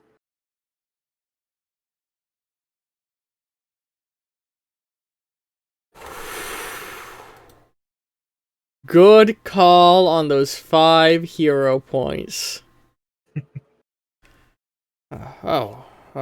An audit, and they sort of like look at you like, go right on in, and they let you go in. Yeah, right, so he's gonna walk on in. You step in, and you go in the room, and you notice there are 3 sort of just like pods in the cylinders in the room, and that's it. They're like big metal cylinders with like a little glass window on them, and that's all that's in this storage room. He's gonna look at the pods, like walk up closer to them. You get closer, and you lean in and look, and that's an alien. That's it. You are there. There's aliens in Area 51. You're looking at the dead body of an alien, frozen. There's no doubting it. What do they kind of look like? Holy crap! It's about 1.5 feet taller than you. Its skin is sort of like very pale, like it's like pale, and you think you can see it's almost like veiny. They have on each hand 3 fat fingers. Actually, you wouldn't really be able to see past the shoulders, so never mind that. They're very like muscular. You can tell that it's clearly got 2 arms. You think? It looks like it's got 2 arms from what you can make out. As far as its face goes, it's got like sort of the predator mouth. Oh yeah. It's those got mandibles. It's got that, but underneath it's also got a normal mouth with lips. And it has 4 eyes. Wow. And they're in different conditions, I would assume. They all 2 of them you just look and looks like they're normal, and the third one you can see like its face is all like burned up and smashed in. And it looks like it's had its head cut open as well. Like surgically. He's kind of just like absorbing the shock of like realizing, holy shit, some of those conspiracy theories and like the whole armor that he's wearing, like this is kind of like starting to fit into this long puzzle that he himself is not sure what the ultimate end of it is. Not to clap them cheeks. I came here to clap alien cheeks. It don't matter if they're alive or dead. Let's get to work, boys. Alright, so I feel like he'd make like a long stride out of the room. Like just absorbing the thought process and all that stuff. So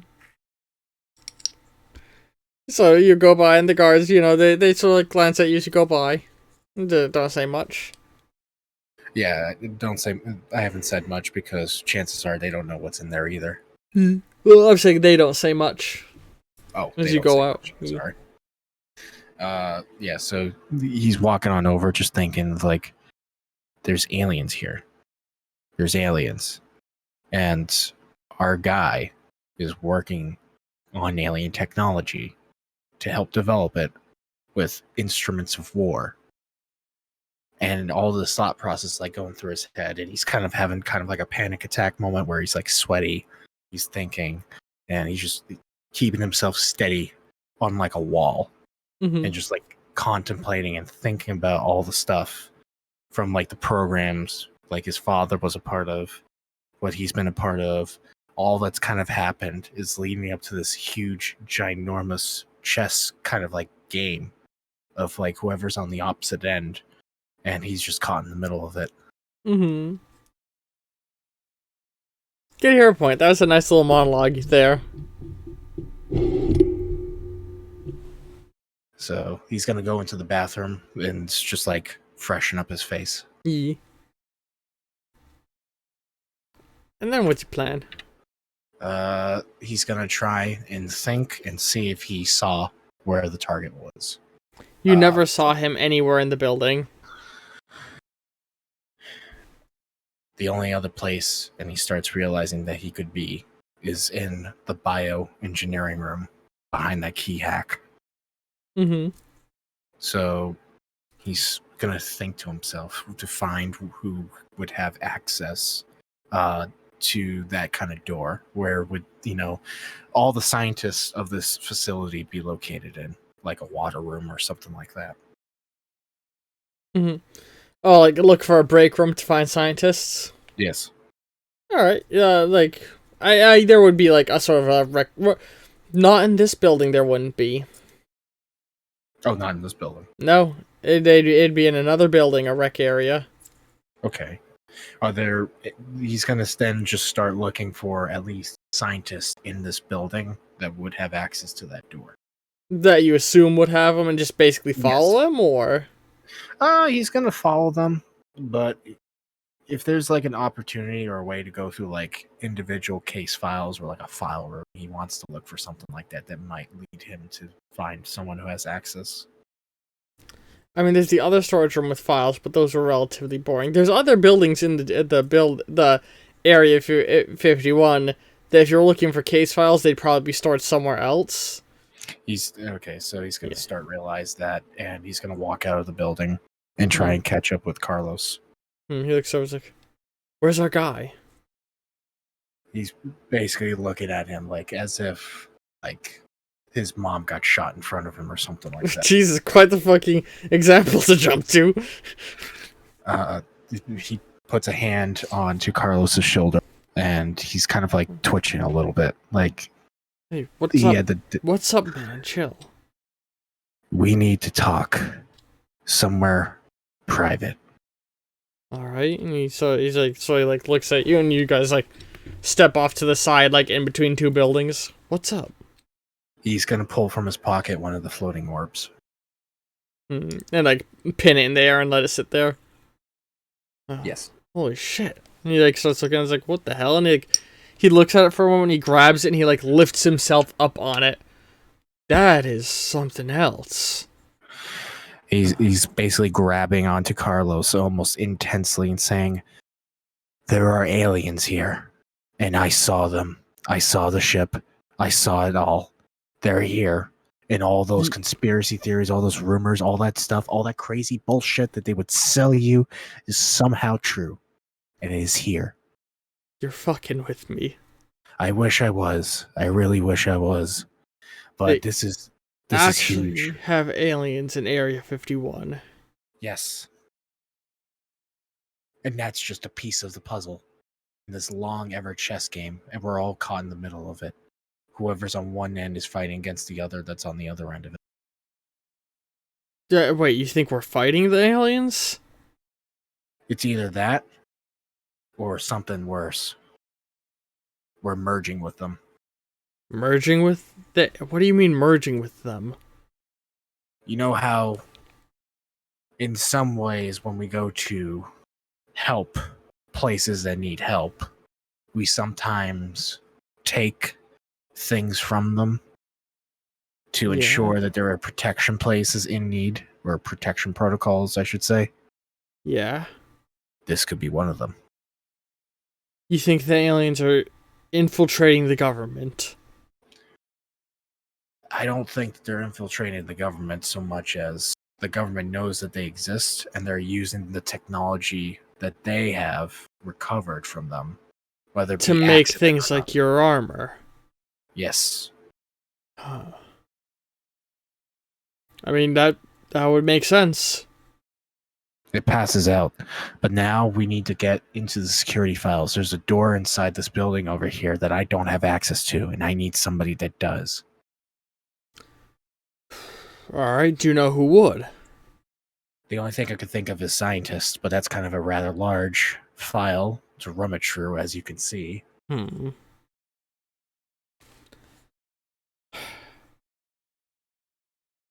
That... Alright, how does this door work? How are we gonna get in? What's the plan? There's a biometric scanner that scans the eyeball as well as the hand. It also requires a voice signature of a particular individual stating how many individuals that need to be entered through. So whoever we get needs to willingly let us through. Yes. How? That's the part that's going to be tricky, though. Maybe we should catch Daisy up on this. Good idea. Get her on the horn. I'm going to go ahead into one of these buildings and try to find a security office to see what I can rummage up with. So you start stepping off looking for something, like seeing if you can try and find someone. He starts talking with Daisy. It's like, alright, Daisy. Killstreak has found a door that we need to get through. It's got or I actually wouldn't say Killstreak. He'd say, what was it? John Dover.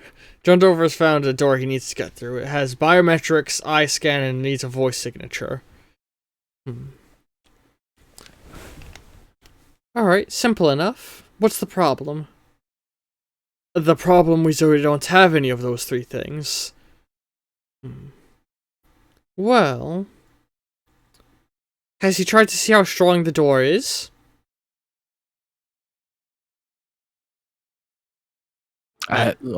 Sorry. I haven't seen how strong the door is. However, I don't think I need to, considering that it has an automatic security protocol in there. And as I stated, I don't want there any more harm to come to the way towards the target than there needs to be. I suppose that's fair enough. There's not exactly a way for me to access their security systems in order to shut it down, at least not with any degree of ease. The only thing I can think of is heading into one of the buildings, checking through the files, as painstaking as that's going to be, and finding somebody who has access to the door, somehow persuading them to get us in that door. That's very risky. There's a number of ways that could go wrong. Easily, and I can see that too. The problem is, I'm not sure if there's any other card in the book that can get us through. As you can see, brute force would, alert people. And that's not something we want to do. Wait. What if you went back in and waited by the door and I searched the security room? Can you do that? Yeah. While I look to see if I can't find anybody by name, if anyone happens to pass by that you can use, it's as simple as, I don't know, threatening them or asking them. Alright, then let's go with that. So, you turn and head back in? Yes. And then he goes and he's gonna start searching security areas.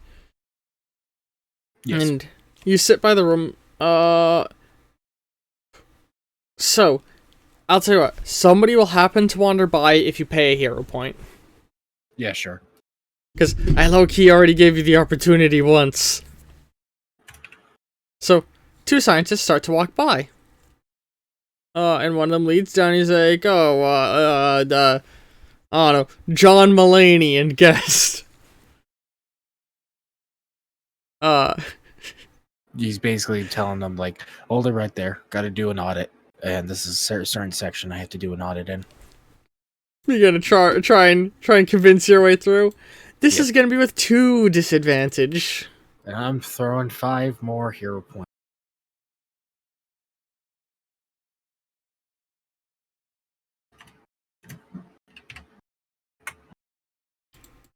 It fucking baffles me how good of rolls you get compared to every other player in this campaign. At the thing is that you have absolutely 0 right to roll good in. Yeah. I don't know. Like, there are players who have, like, 5 advantage on a skill and will consistently roll ass. You are rolling for things you have no advantage whatsoever in and are rolling incredibly well. I guess it fits with the kind of character that we're going for Killstreak, considering that he's a person, of that medieval chivalry kind of. Yeah, I'm just amazed. So Lady Luck. they're like, oh, audit, yeah, go right on into the secret locked down room for the audit. So Don Mulaney and 2 guests. You're let in. Yep. And as you walk through, you see that's another walled off room. And there's a window looking into a very comfortable looking room that is set up with like a bed and like, water and food and toiletries. And one of the fucking aliens. A living alien is sat in the room.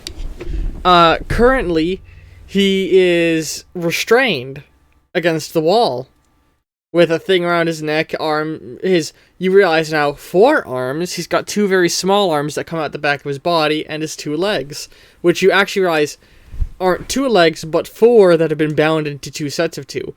His legs are very, like, he's got 2 legs on either side, but he's not, like, centaur-like. He's still, like, very, like, close to a human build.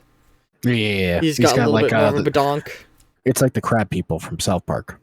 Yeah, less like that, more like, the Steve from Oddworld, if you get that reference. Let me And anybody who doesn't can Google search it. Okay, so how do you spell it, Steve? I think it's Steef. Yeah, Steve. Oh, maybe the Steve's a bad example, hold on. I think I remember them looking different than how they look. Oh no, yeah, I don't search Steve, search Stranger. Search Oddworld Stranger. Because the default image they give you when you just search Steve isn't very good, but when you search the Stranger, that's a much better one. But it's not hoofed feet, it's like normal looking feet. Okay. But they're like, the leg positioning is similar to that thing. Okay. So he's just like, again, kind of like a little bit shocked, but this time he's trying to bite back that like nausea and just like act normal, look the part. Mm-hmm. So he's trying to listen in on conversations while like he's writing down paperwork and all that stuff. The room you're in is like very clearly like an observation room for the other one. And you can see your guy is in there with the alien. He's in the room with the alien. Yep. Sitting there holding a tablet.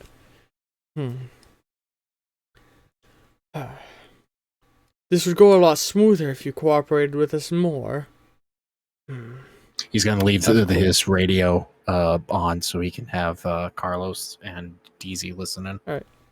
And like everybody's like looking at it. It's like, this would be a lot easier if you'd cooperate with us more. Why cooperate? I've been here long enough. If you'd just let me see my ship. As I said, we've been unable to, or as we said, we are still trying to get your ship still trying to get your ship back out. God, I can use words. I'm stuttering. It's alright. As I said, we're still trying to dig your ship up. I know you're lying to me. He like pulls at the chains a little bit. It does not take this long to remove a ship from the ground. You've been lying to me all this time. Just let me go home. We are trying our best to assist you. Then why restrain me? Because you've proven too explosive already. You're proven too explosive. If you would simply let me home, let me look at my own ship.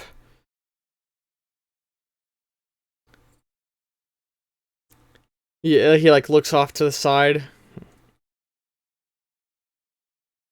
He's looking at him. We've spent plenty of time trying. You know how long it took us to get to cross this language barrier with you. Why do you resist working with us? Why do I resist working with you? Why do you not just let me leave this room if you want me to help? It's for your own protection.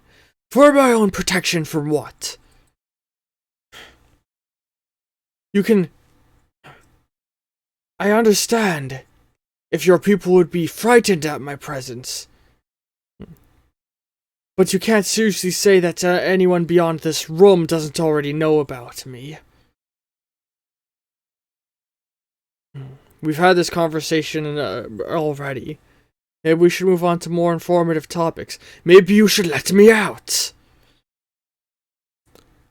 We're going nowhere with this. And he starts to stand up. Don't you walk away from me. Let me out. And the doctor starts to walk out, and the guy starts pulling at their restraints, and as he walks out the door, the guards are walk out with him. The door closes. Should we release him from the restraints so he can rest? So he can rest again. Leave him in them for a while this time. Maybe it'll help teach him that he needs to work with us.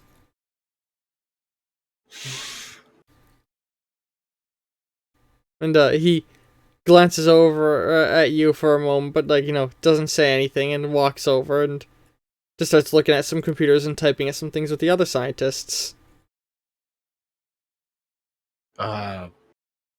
Rico's basically gonna walk on over closer to the target, and just kind of look at what he's typing from his back, but it's not really too. He's trying to be nonchalant looking at. Subject continues to be uncooperative. Likelihood of words. Subject continues to be uncooperative. Likelihood of him working with us long term, unlikely. Perhaps we should move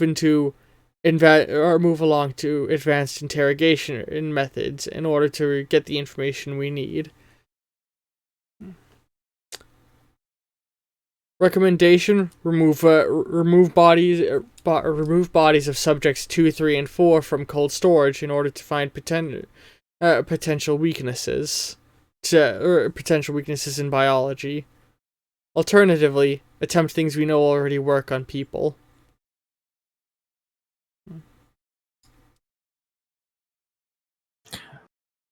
All right. I think Rico, he's going to try and get the doc's attention, saying excuse me, I just have a couple of questions. I'm with the auditors over here. And we're going to roll 3 disadvantage.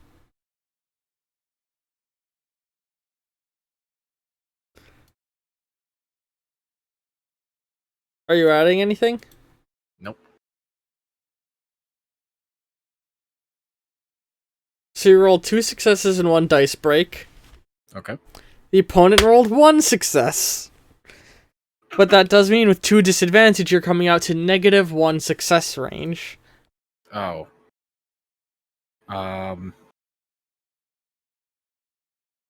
I guess I'm gonna use hero point to at least. It's gonna be bad, but not like a critical bad like that. All right. So get rid of the dice break. Yeah. Hang on. Let me look at my own system rules. Removing a dice break. God, I'm realizing this session's becoming very fucking long. We're about to break the 2-hour mark. Oh shit! I'm sorry. No, it's okay. Loki, all my planning had gone into this being more of a smash and grab situation. Oh yes, you come in, do that, go out. Yeah. You went all Metal Gear Solid on me. Apologies, but this is an important target. So to remove a dice break, one hero point. Yes. He looks at you, he's like, we're not doing an audit. Why? He's like, Why would he's you gonna be in say, here for an audit? There aren't well, audits here. well, you see, you have to understand that the higher ups, that it's new information's being passed down for a lot of the bases like this one yourselves. That we're just going through, making sure that everything's Hey, functioning and that the prisoners are gonna be security? all right. Secure this man. He's like, oh shit. He realized like this is where my luck is kind of like starting to weaver and bend. So he's gonna let the security guys show up. He's still kind of Yeah, like acting like a nonchalant. the two security guards that had come in with him wearing exosuits are walking up to him.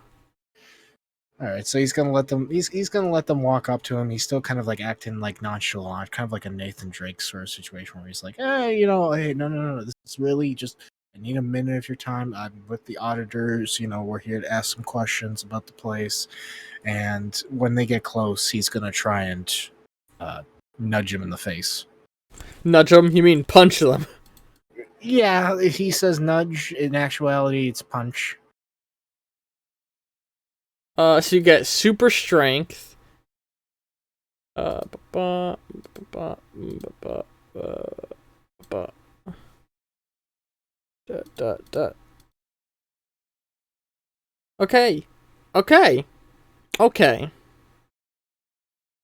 3 successes versus none. I should now make this thing appear on stream. Hold on. Where is the button for? I don't know why the colors I picked are the colors I picked.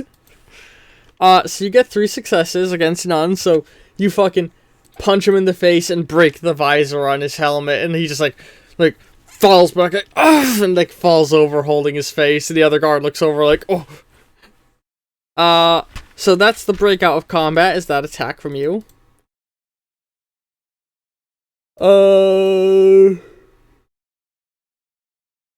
Words. So, the other guard is going to immediately try and lift his gun and shoot you. He's gonna basically, in a very quick attempt, move the gun and aim it at the window where the prisoner is. Which would be behind him. So you're basically going to try and flip his gun behind his shoulder. Yes. Alright. You successfully make it fly back and it shoots the fucking window, the bullet hole going in, and he sort of moves his head to the side. He's like,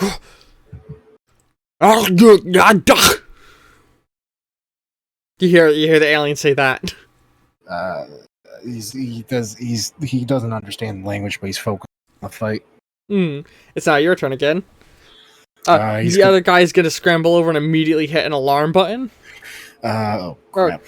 Or he's going. One of the scientists is gonna go for an alarm button actually during their turn before your turn. Oh, Killstreak is gonna try and toss one of the guards to stop the guard who you're currently holding the gun of. Yeah. Yes. This will come with 1 disadvantage to your second reaction in 1 turn, and another disadvantage because it's an attack. I'm spending 10 hero points. On new dice? Yes.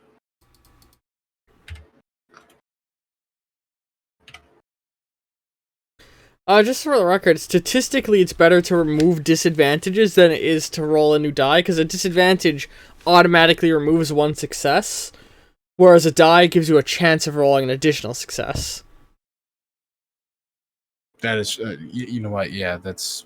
See, I'm thinking whenever I do add stuff, it's just add more because it'll be a different divergence of numbers. But yeah. I need to start thinking more of on those lines.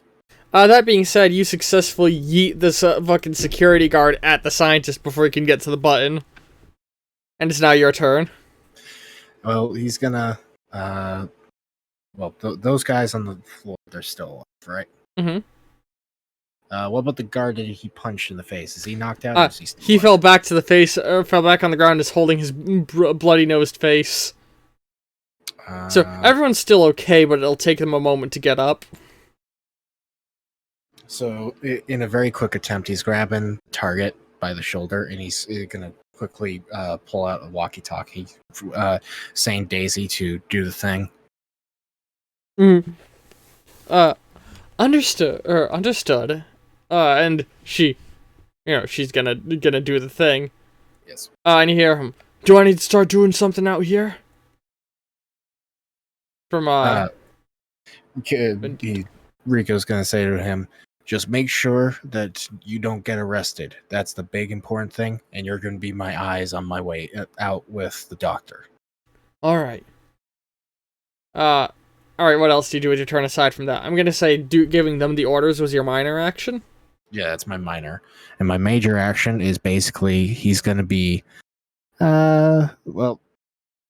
he's gonna knock out the guards simply, and knock out the people in as many as he can, because they're gonna try and say the stories. Actually, no. What? Sorry, my thought process on this one is a little messy.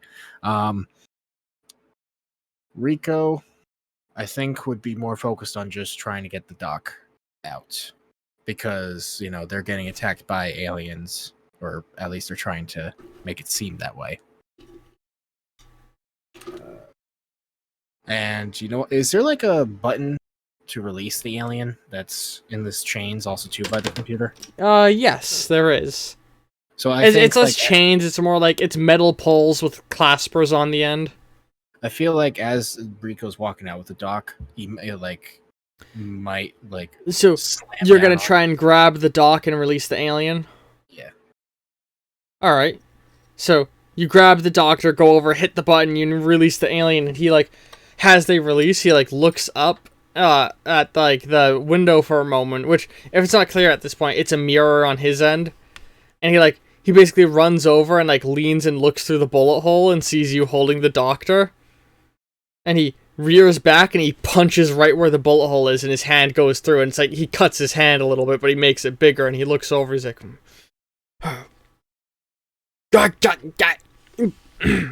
what's happening?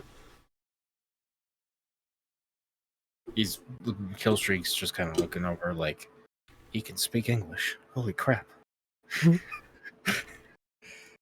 But he's in a quick muster, he's trying to jump up. It's if you want to live, you're gonna come with me, buddy. He nods and rears back and jumps through the window, cutting himself up a little bit. The guards have now gotten up again, and they look over and they have a look of oh fuck, you're holding the doctor, right? Are you Yes. holding him human shield style? Yeah, simply he wants this is gonna look like it's a hostage situation, although any attempts to shoot at the doctor, Rico's gonna use his own body as a meat shield. The doctors go to raise their guns, and the scientist goes, "Don't throw anything. We can't harm the subject." And the alien looks over. He's like, he sort of stands up full height next to you. He's like, At least you have some degree of decency. No, he says, at least you have some amount of ukach. He does. I need to play it out as he can't speak perfect English. I gotta get better at that bit. It's all right. Yeah, at least you have some amount of ugh. Killstreak looks at him like, I don't know what that is, but I'm gonna assume that's a compliment. The guards are now getting up and pointing their guns at you two. Neither of you move, and they're gonna start going for the alarm button again. Killstreak is gonna sigh. Is there any debris on the ground or something like that? There's some glass on the ground. He's gonna try and kick the glass at the guy's face in attempts to blind him. Oh Jesus! It's gonna be with a disadvantage as it's a counterattack. Yes.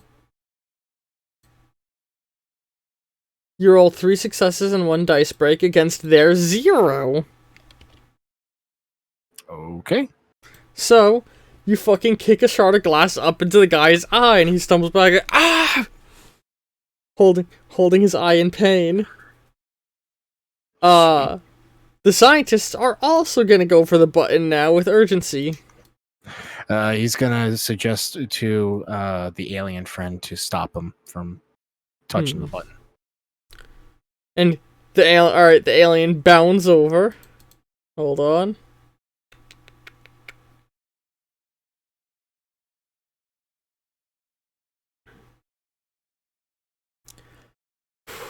The alien bounds over as the scientist runs for the button, and I'm just gonna. He slams the sign, like, he basically, like, lifts him up by the neck with one of his big meaty hands that has 3 fingers. The big hands have 3 fingers, the little ones have 2. Yes. They sort of come out of his, like, underneath where the shoulder blades would be. Yes. And he holds the guy up against the fucking wall. We are leaving here. And you aren't going to stop us. The scientist is like, oh, okay. And he like carrying the scientist like starts to walk towards you. He's like, where do we go? We have there's a ship that's in this facility. Or he says, where we go. I keep in my brain I want him to talk like a caveman because he can't speak English good, but I keep just making him speak normal English. It's all right. Where we go? There's a ship in this facility. We're gonna go for that ship as well as a couple of other things. But other than that, we're gonna get you out of here. Lead way. I guess, like, as they're gonna start walking past, go towards the big door at the end. He's gonna like pick up one of the guards' firearms. Since at this point, it's probably a good idea. Yeah, you go up to the door, and there's just the door to get out. You think we're gonna? Or you think I'm gonna unlock the door for you? Doctor, let me just say it to this rate. You're in a bigger game than you realize, and it's important that you come with us. And I simply just want what's best and safe for you at this moment. And at this time, it is best to get you away from here. I'm not going with you. Well, it's either that, or you can go with the big alien guy, who is coming with me. Neither of you are getting out of here. And then the alien brings his other big hand down, like holds the scientist's head and lifts up. I go, or you crush. Fuck you. Rico's gonna like try and calm down the alien buddy, and he's like, "All right. I have another idea. He call bluff, and he lets go of the head. So, he's gonna grab the scientist guy. He's essentially gonna do like a neck, like he's gonna knock him out, like a neck pinch kind of style, I guess. Mm-hmm. The scientist the alien's holding. Yes. Yeah, no, he's just holding the limp scientist when he sees you do that. All right, so he's gonna urge that he bring the scientist over to the door to do the whole scanning shenanigans. All right. So he scans the hand, and scans the eye. And then he's gonna do his best attempt to mimic his voice. I'm gonna say you can't do that. I'm not even gonna roll for that. You can't just mimic someone else's voice. Okay. So, you know what? I have a better idea. The plan stops after that. They're like, oh crap, they need his voice. So they're gonna stare at the door and like, can't be that thick of a door. So he's gonna start trying ripping the door open. Alright, there we go. So you sort of put the scientist aside a little bit, and yeah, you start trying to open the door, and you're like struggling with it, pulling at the sides, and then all of a sudden it starts moving with ease, and you look up and you see the alien like putting he opened it for you. We go now. Well, thank you. Yes, this way. And they're basically start making a run towards their first stop. He's wearing basically like a skin tight suit. Okay. Their first stop, I feel like it would be at the technology area. Mm-hmm. And they're gonna pick up that exosuit. Alright. So as you guys start walking, when you arrive in the lobby area, a group of the guards look over, see you with there's a little bit of a scramble going on, but a few of the guards are in here, look over, and see you guys with the alien and a guard held on to. He's now dropped the unconscious guard, and he's carrying the scientist for you. Or do you want to keep carrying the scientist? No, I feel like he would carry the scientist because Rico has the gun. So yeah. Rico, How many guards are there?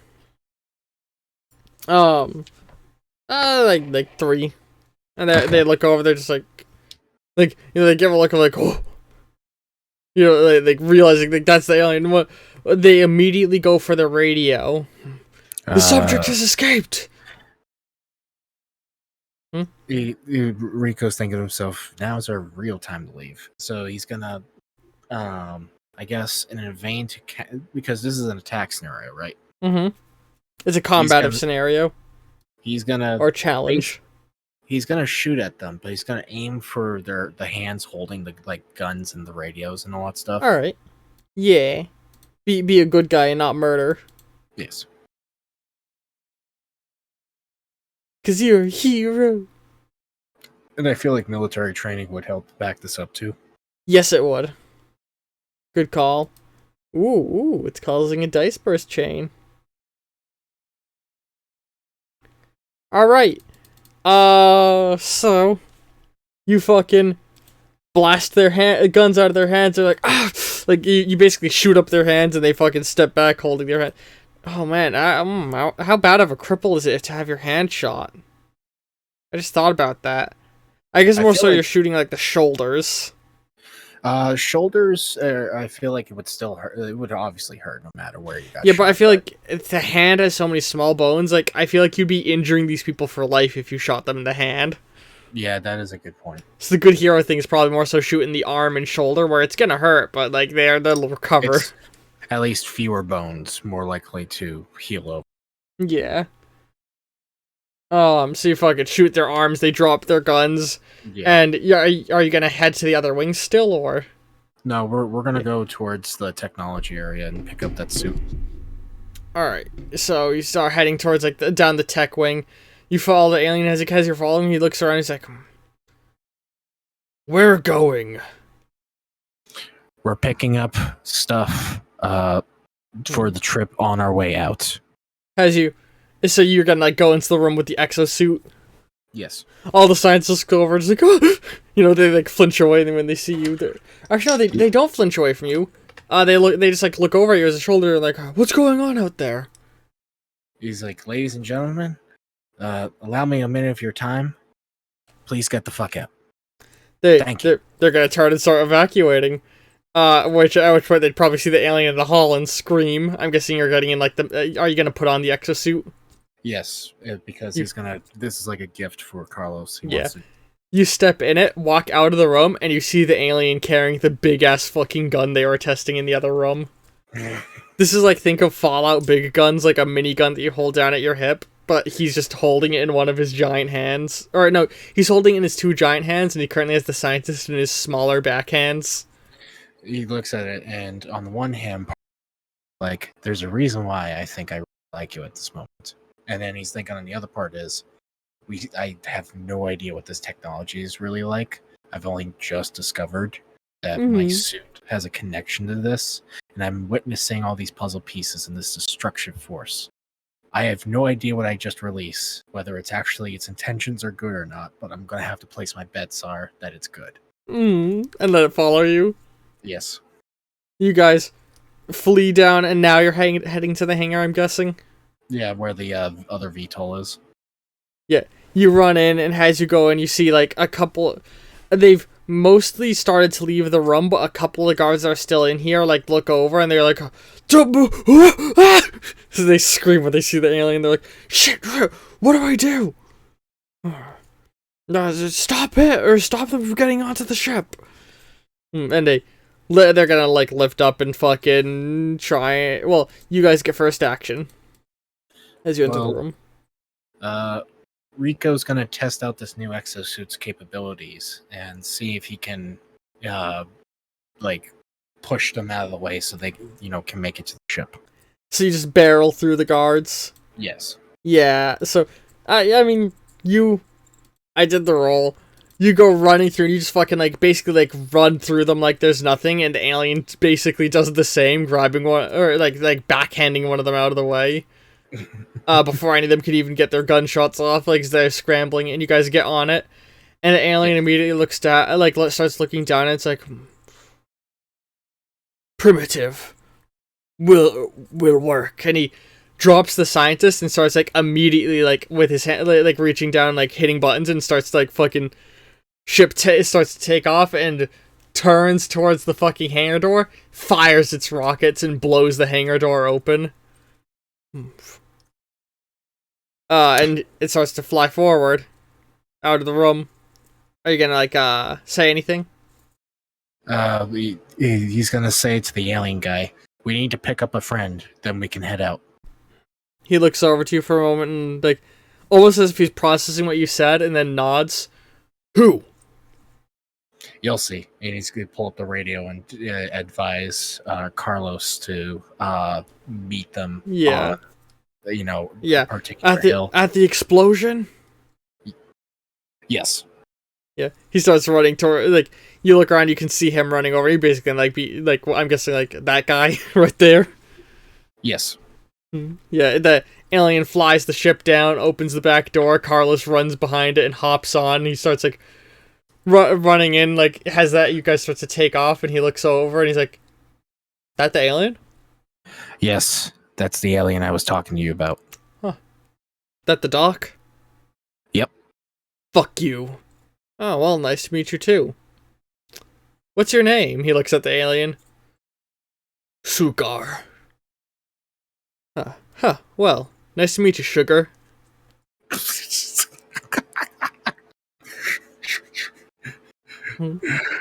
Oh, man, I love that. I fucking love it.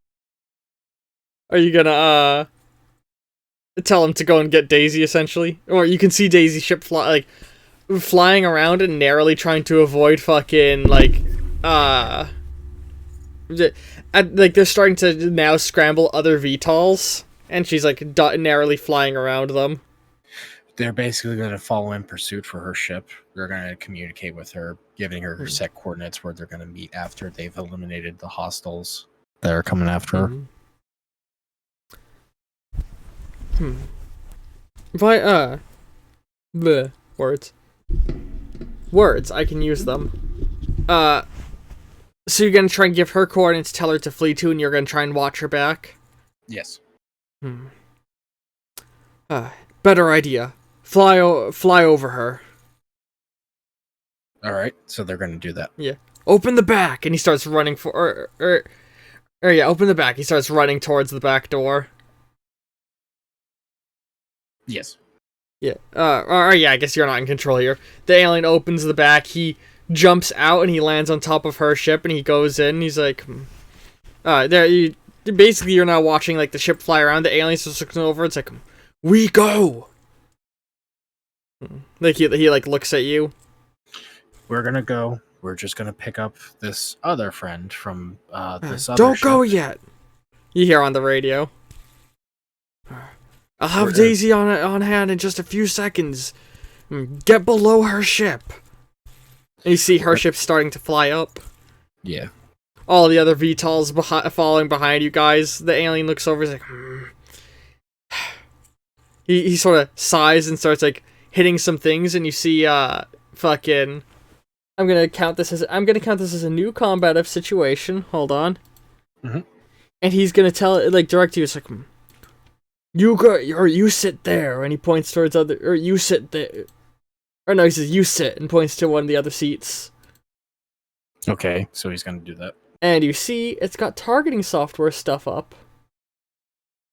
Ooh. And you have the choice of rocket launchers, machine guns, or the other weapon. As you are all now basically flying up collectively, with you guys trying to protect Daisy's ship.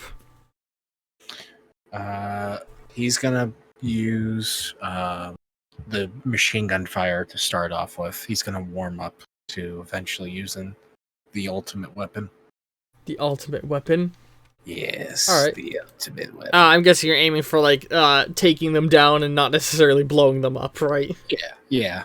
That's all he's doing. All right, so I'll roll for you.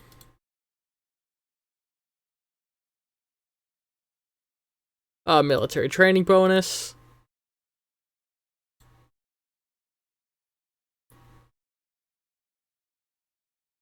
You're fucking with me.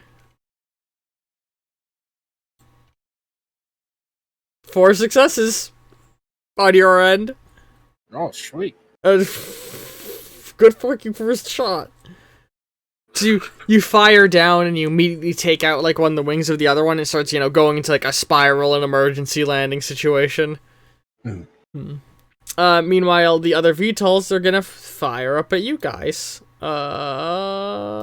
He's gonna try and fire at their bullets.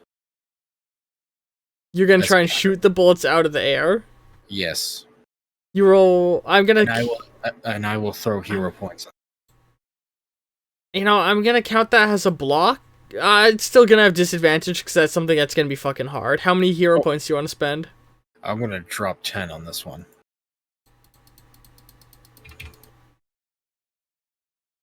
Alright. Yeah, you easily avoid it. By a lot. So you fire all of their bullets. They start firing bullets at you, and you fucking fire your guns and shoot their bullets out of the air.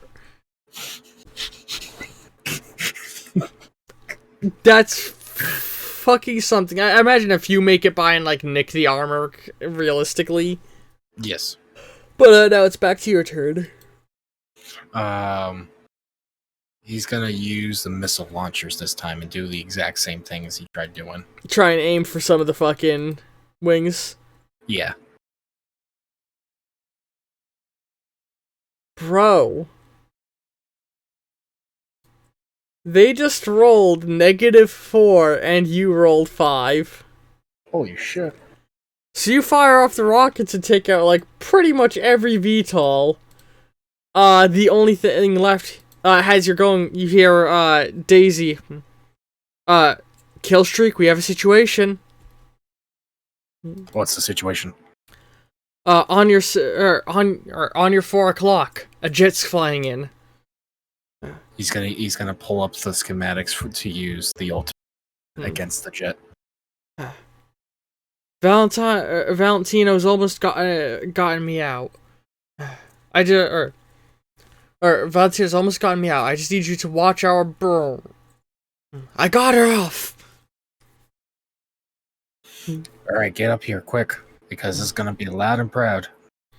You charge up the weapon. It's gonna basically fire a rocket at him. Hold on, I'm doing the rolls of your shot.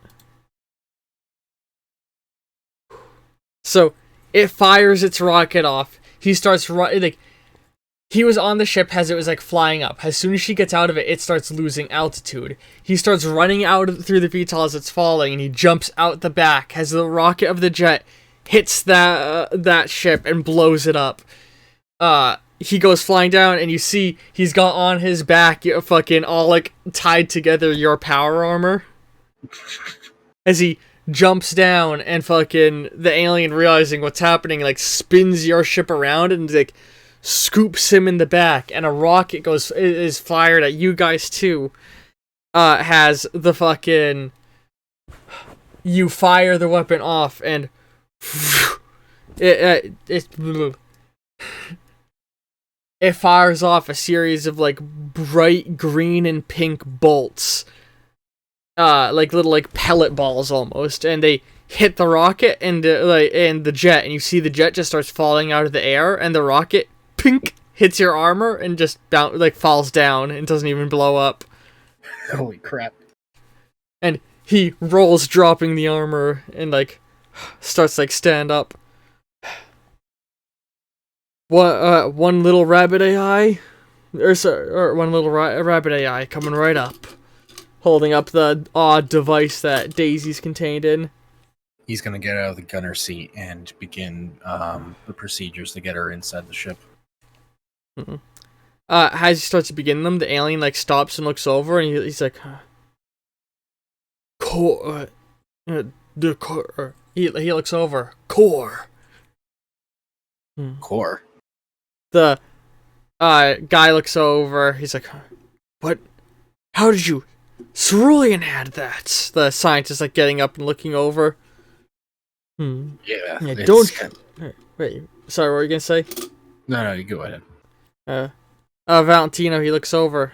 Or not Valentino, but what's his name? I keep saying Or, Valentino because you're Valentine. Rico Valentine. Vandita. Vandita's your friend. Because you're Valentine, I keep saying Valentino. Vandito looks over. How do you know Sarah Cerulean had that? He sort of like chokes up looking for a moment. How did you get that, or how did you get that device? Well, you wouldn't believe it if I told you this, but it was kind of a piece of cake to kind of get her. Her? And the alien holds it up and he looks at it like, this mine. As he like looks at it. No. Just give me 1 second. Let me. No, he's like he's like went to take it out of your hand. He's gonna just try and pull back from the alien. Hey, hold it. He's like slapping at the. That's mine from ship. He's slapping at his fingers like he's a kid, like grabbing an extra cookie from the cookie jar. Hey, look, just let me deal. Let me just set this up. You will see exactly what this is. Okay. You start hooking it up. And yes. As you get it set up, oh, it is so good to be awake again. Oh, this ship. This is fantastic. Is it? No. And then you see. How do you describe her looking again? She mainly looks like a bunny girl, like you would see, like in some anime shows of like bunny girls with the bunny rabbits over their head and the suit. But you'd also see them on like Playboy magazines. But she sometimes also takes the form of a bunny rabbit if she's being like a troll or something. She takes the first form. The bunny girl one? Yeah. Yeah. That manifests, she's like, full color holographic projections. This is supposed to, this kind of thing is leaps and bounds ahead of technology we're supposed to be at. How on earth did you boys get this? As she looks over to the doctor.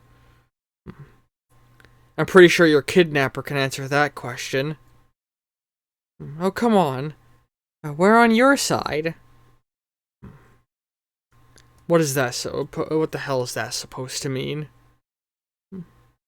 It means, Doc, as I stated before, that you're in a game that you don't realize you're being used like the rest of us. And we're here to put an end and a stop to those that wish to do others harm with things like this. You think this is a game? You're Killstreak, right? The rogue super soldier. Aye, that'd be me. Why the hell did you stop fighting? Find out the truth? Needless to say, I had a good friend show me the error of my ways.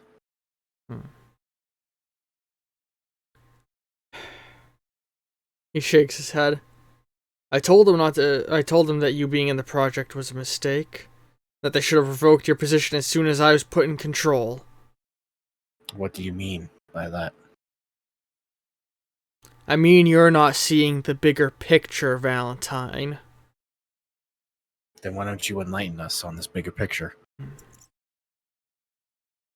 What do you seek to accomplish?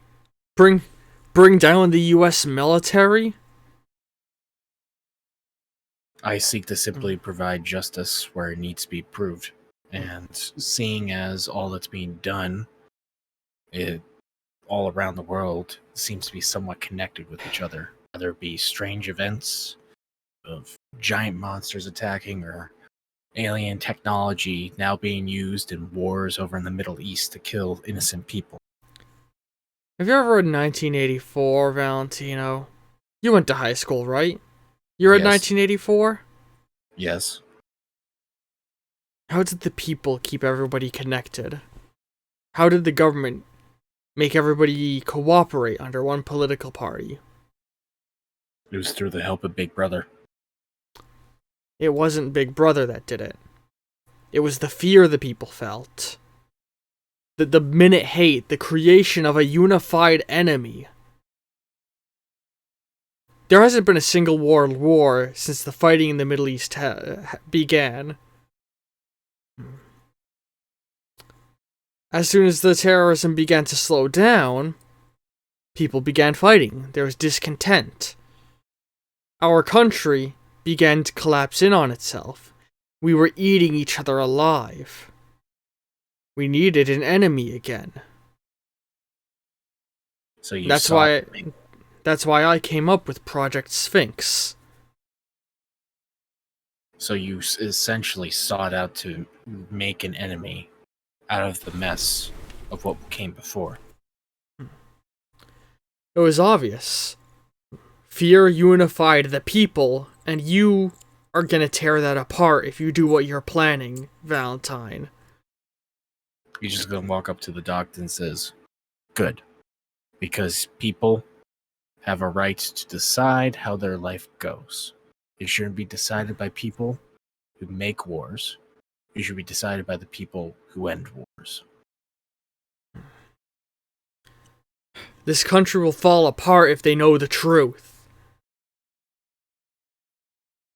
And my friend, you have little faith in our little democracy.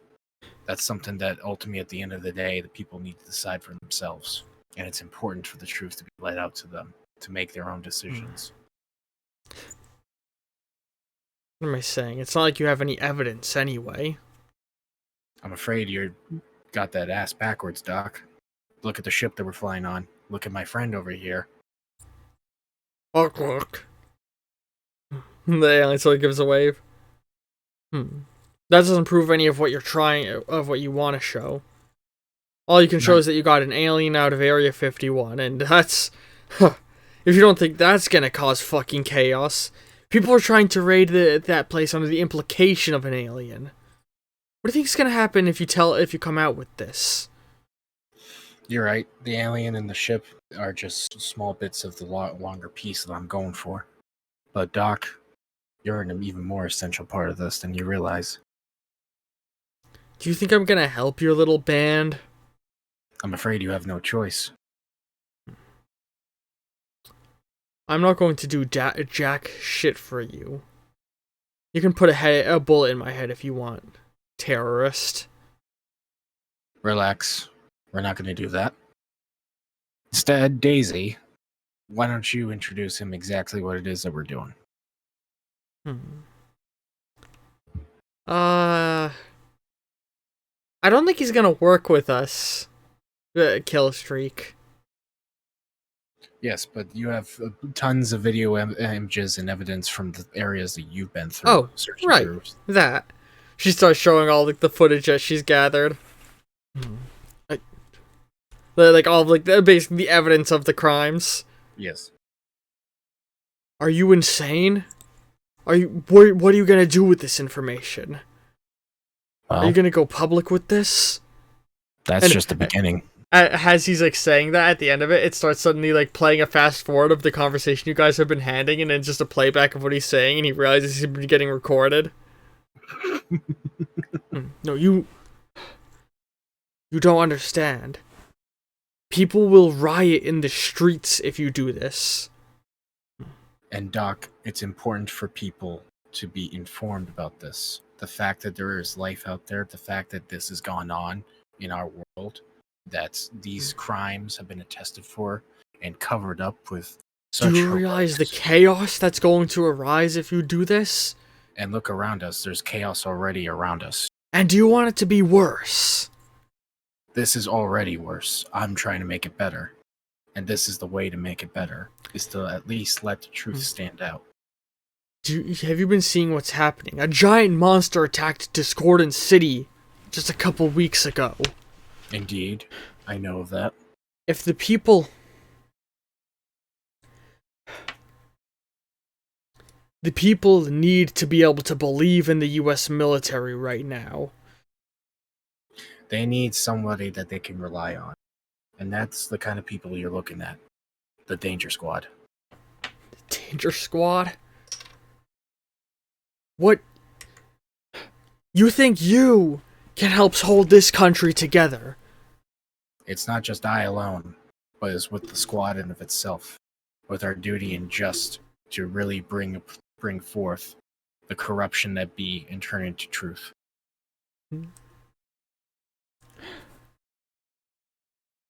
It'll be chaos. And life is already chaos. And from chaos, good stuff can come about. I'm pretty sure you've read philosophy in high school. Read what? Philosophy. Don't try and take some philosophical angle on this. People are going to die if you release that footage. People are going to die if we release that footage now. She like goes over, like boops his nose. But with the right time of its release, it'll be a calm situation. Or she goes over, she's like going over, or she starts like basically like sorting images off to the side. Mm-hmm. When a danger squad is established as a stable defense force that the people can rely on, and we release this information, there will be riots. People will be very angry, but if we do it at just the right time, we can lead to a peaceful outcome. And what the hell is the right time? Don't know yet. We'll find it though. And once I'm now that I'm connected to a far better device, I feel like I can really think a lot more clearly. I need an internet router though. That's something that's gonna be on our shopping list next.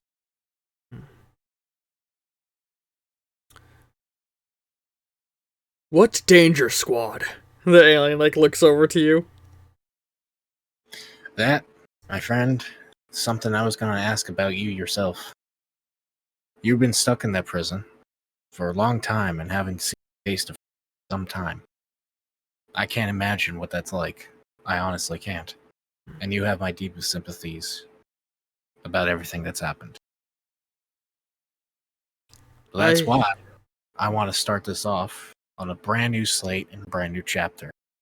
We're not the same people as you saw back there. Can tell. You good. He pats you on the back. Well,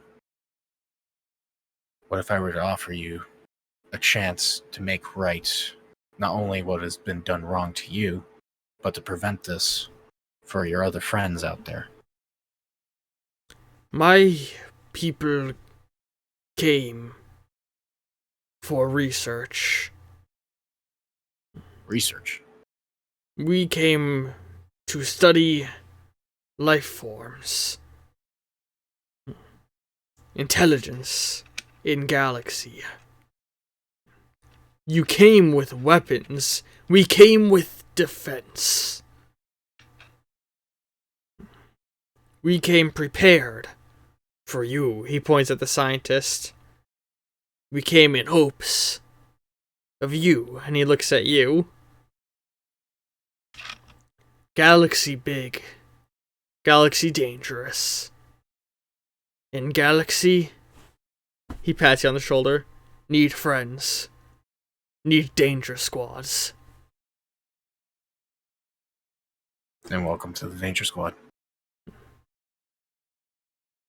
He looks over to the side. That yours? Points at the armor. Yeah, I had a bit of a tussle the last time that I used it. It's damaged. Still operable, but truth be told, I'm in need of upgrades, patchwork. Engineer, he pats his chest. Used to work on stuff? Get tools, I fix. He looks over to Daisy. He's like, plot us to the nearest course to get tools for my friend. Understood. Setting route for Vermeil tools. Or it's the nearest Vermeil tools building. And beginning research on our next potential ally. Also, before you go any further, mind helping our friend get acquainted with what Earth is really like besides inside of a cell. Of course. And she brings up basically a hollow projection of like the internet frame to like tap at. And in the meantime, I should fill you in on our next target. There's a lot of interesting rumors going around. You said you went to high school. Did they ever by chance make you read Dracula? And that is the end of session. That was really good. Yee. Wow. I can't believe you actually took the scientist. It's he was important. He was the man of target, and you know what? I always leave with my target. Low key, the expectation was that you would switch gears and just free the alien instead. Yeah. Now you've basically got a hostage. Yes, leverage. Leverage is always good. I think that went very well. It did. It was incredible. But everybody watching on Twitch and or YouTube, I hope you enjoyed. Those of you watching on the YouTube end, well, this isn't going up until the 4th of next month from our perspective. So, maybe a little earlier. Actually, yeah, probably a little earlier now that I think about it, because I'm recording another session this week, and that one's probably going to go up on the 4th, and this one's going to go up before that. Okay. In all likelihood. But it's not going up for fucking 3 weeks, either way. Yeah, it's going to be a while. So, well, 3 to 4. So, as much as I'd love to recommend you go and watching something on the channel, I don't even know what series are going to still be running at that point, and what series will have ended. There's definitely going to be a BioShock later this week you can watch. Another episode of Hero Infinite's coming out this week you can watch. Just go to the weekly news at the start of this week and look for something that looks fun to you. Assuming I remember to record the weekly news, because I have missed one in the past. Yeah, but it's one. It's alright. Yeah. If you want to see more Atomic Squid, do you want to plug you things? It's fine. I don't mind. I appreciate it. Do the plug. Yeah, so I do stuff. I do internet stuff. I'm kind of a streamer, a YouTuber. I haven't done anything in a while on the streaming stuff, and I apologize. I'm in the process. I just got a drum kit, and I've been practicing with that, and it's exciting. I'm currently working on getting upgrades for my PC since OBS is acting weird, and you should totally stream yourself practicing drums. That is something that I was thinking about. I record and stream your learning process.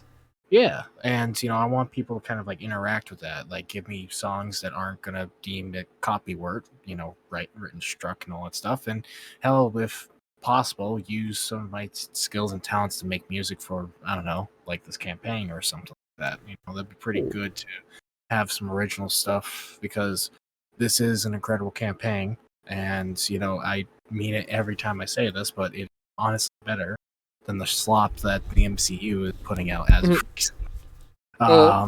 and the DC movies have been coming. The DC movies have all been hot garbage. I don't know if I'm better than fucking Marvel, but I appreciate the sentiment.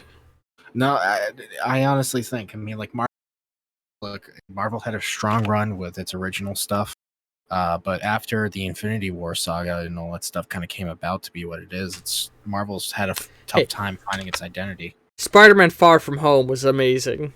Well, yes, but that's kind of like the last breath. I think they've basically hit like a reset button where they're now starting the entire beginning of a new arc. So sort of like how like the first few movies leading up to the first Avengers were a little shaky. I think we're just in that stage again of like they're trying to establish things. I mean, yeah, but even still, that being said, I am going to say, if you want to watch the Marvel movies and you love them, don't support Disney. Fuck Disney. They're a terrifyingly evil megacorp that violate human rights. They do. Pirate their movies. Pirate the Marvel movies, because they're good movies. Yes. Fuck Disney. Yes, fuck Disney. That's that. If there's one lesson you should come away from this Magic School Bus, but fuck Disney. Cut out all but there, but the message got through in the end. Yes. This is one message you can get away with. It's Magic School Bus, fuck Disney. Yes. That's what I got. Miss Frau, where are we going? Inside Mickey Mouse's asshole. Magic School Bus. Remember when they swam around with a bunch of semen in that show? Oh yeah, it was like the salmon. Remember when Arnold fucking killed himself because his sister annoyed him a little bit? Oh god, yeah. So that was mildly concerning. Yes. I'm surprised they didn't have him see a psychologist after that. Or that time that Bill Cosby made a show called Little Bill. Oh, I remember Little Bill. That feels like a total topic shift.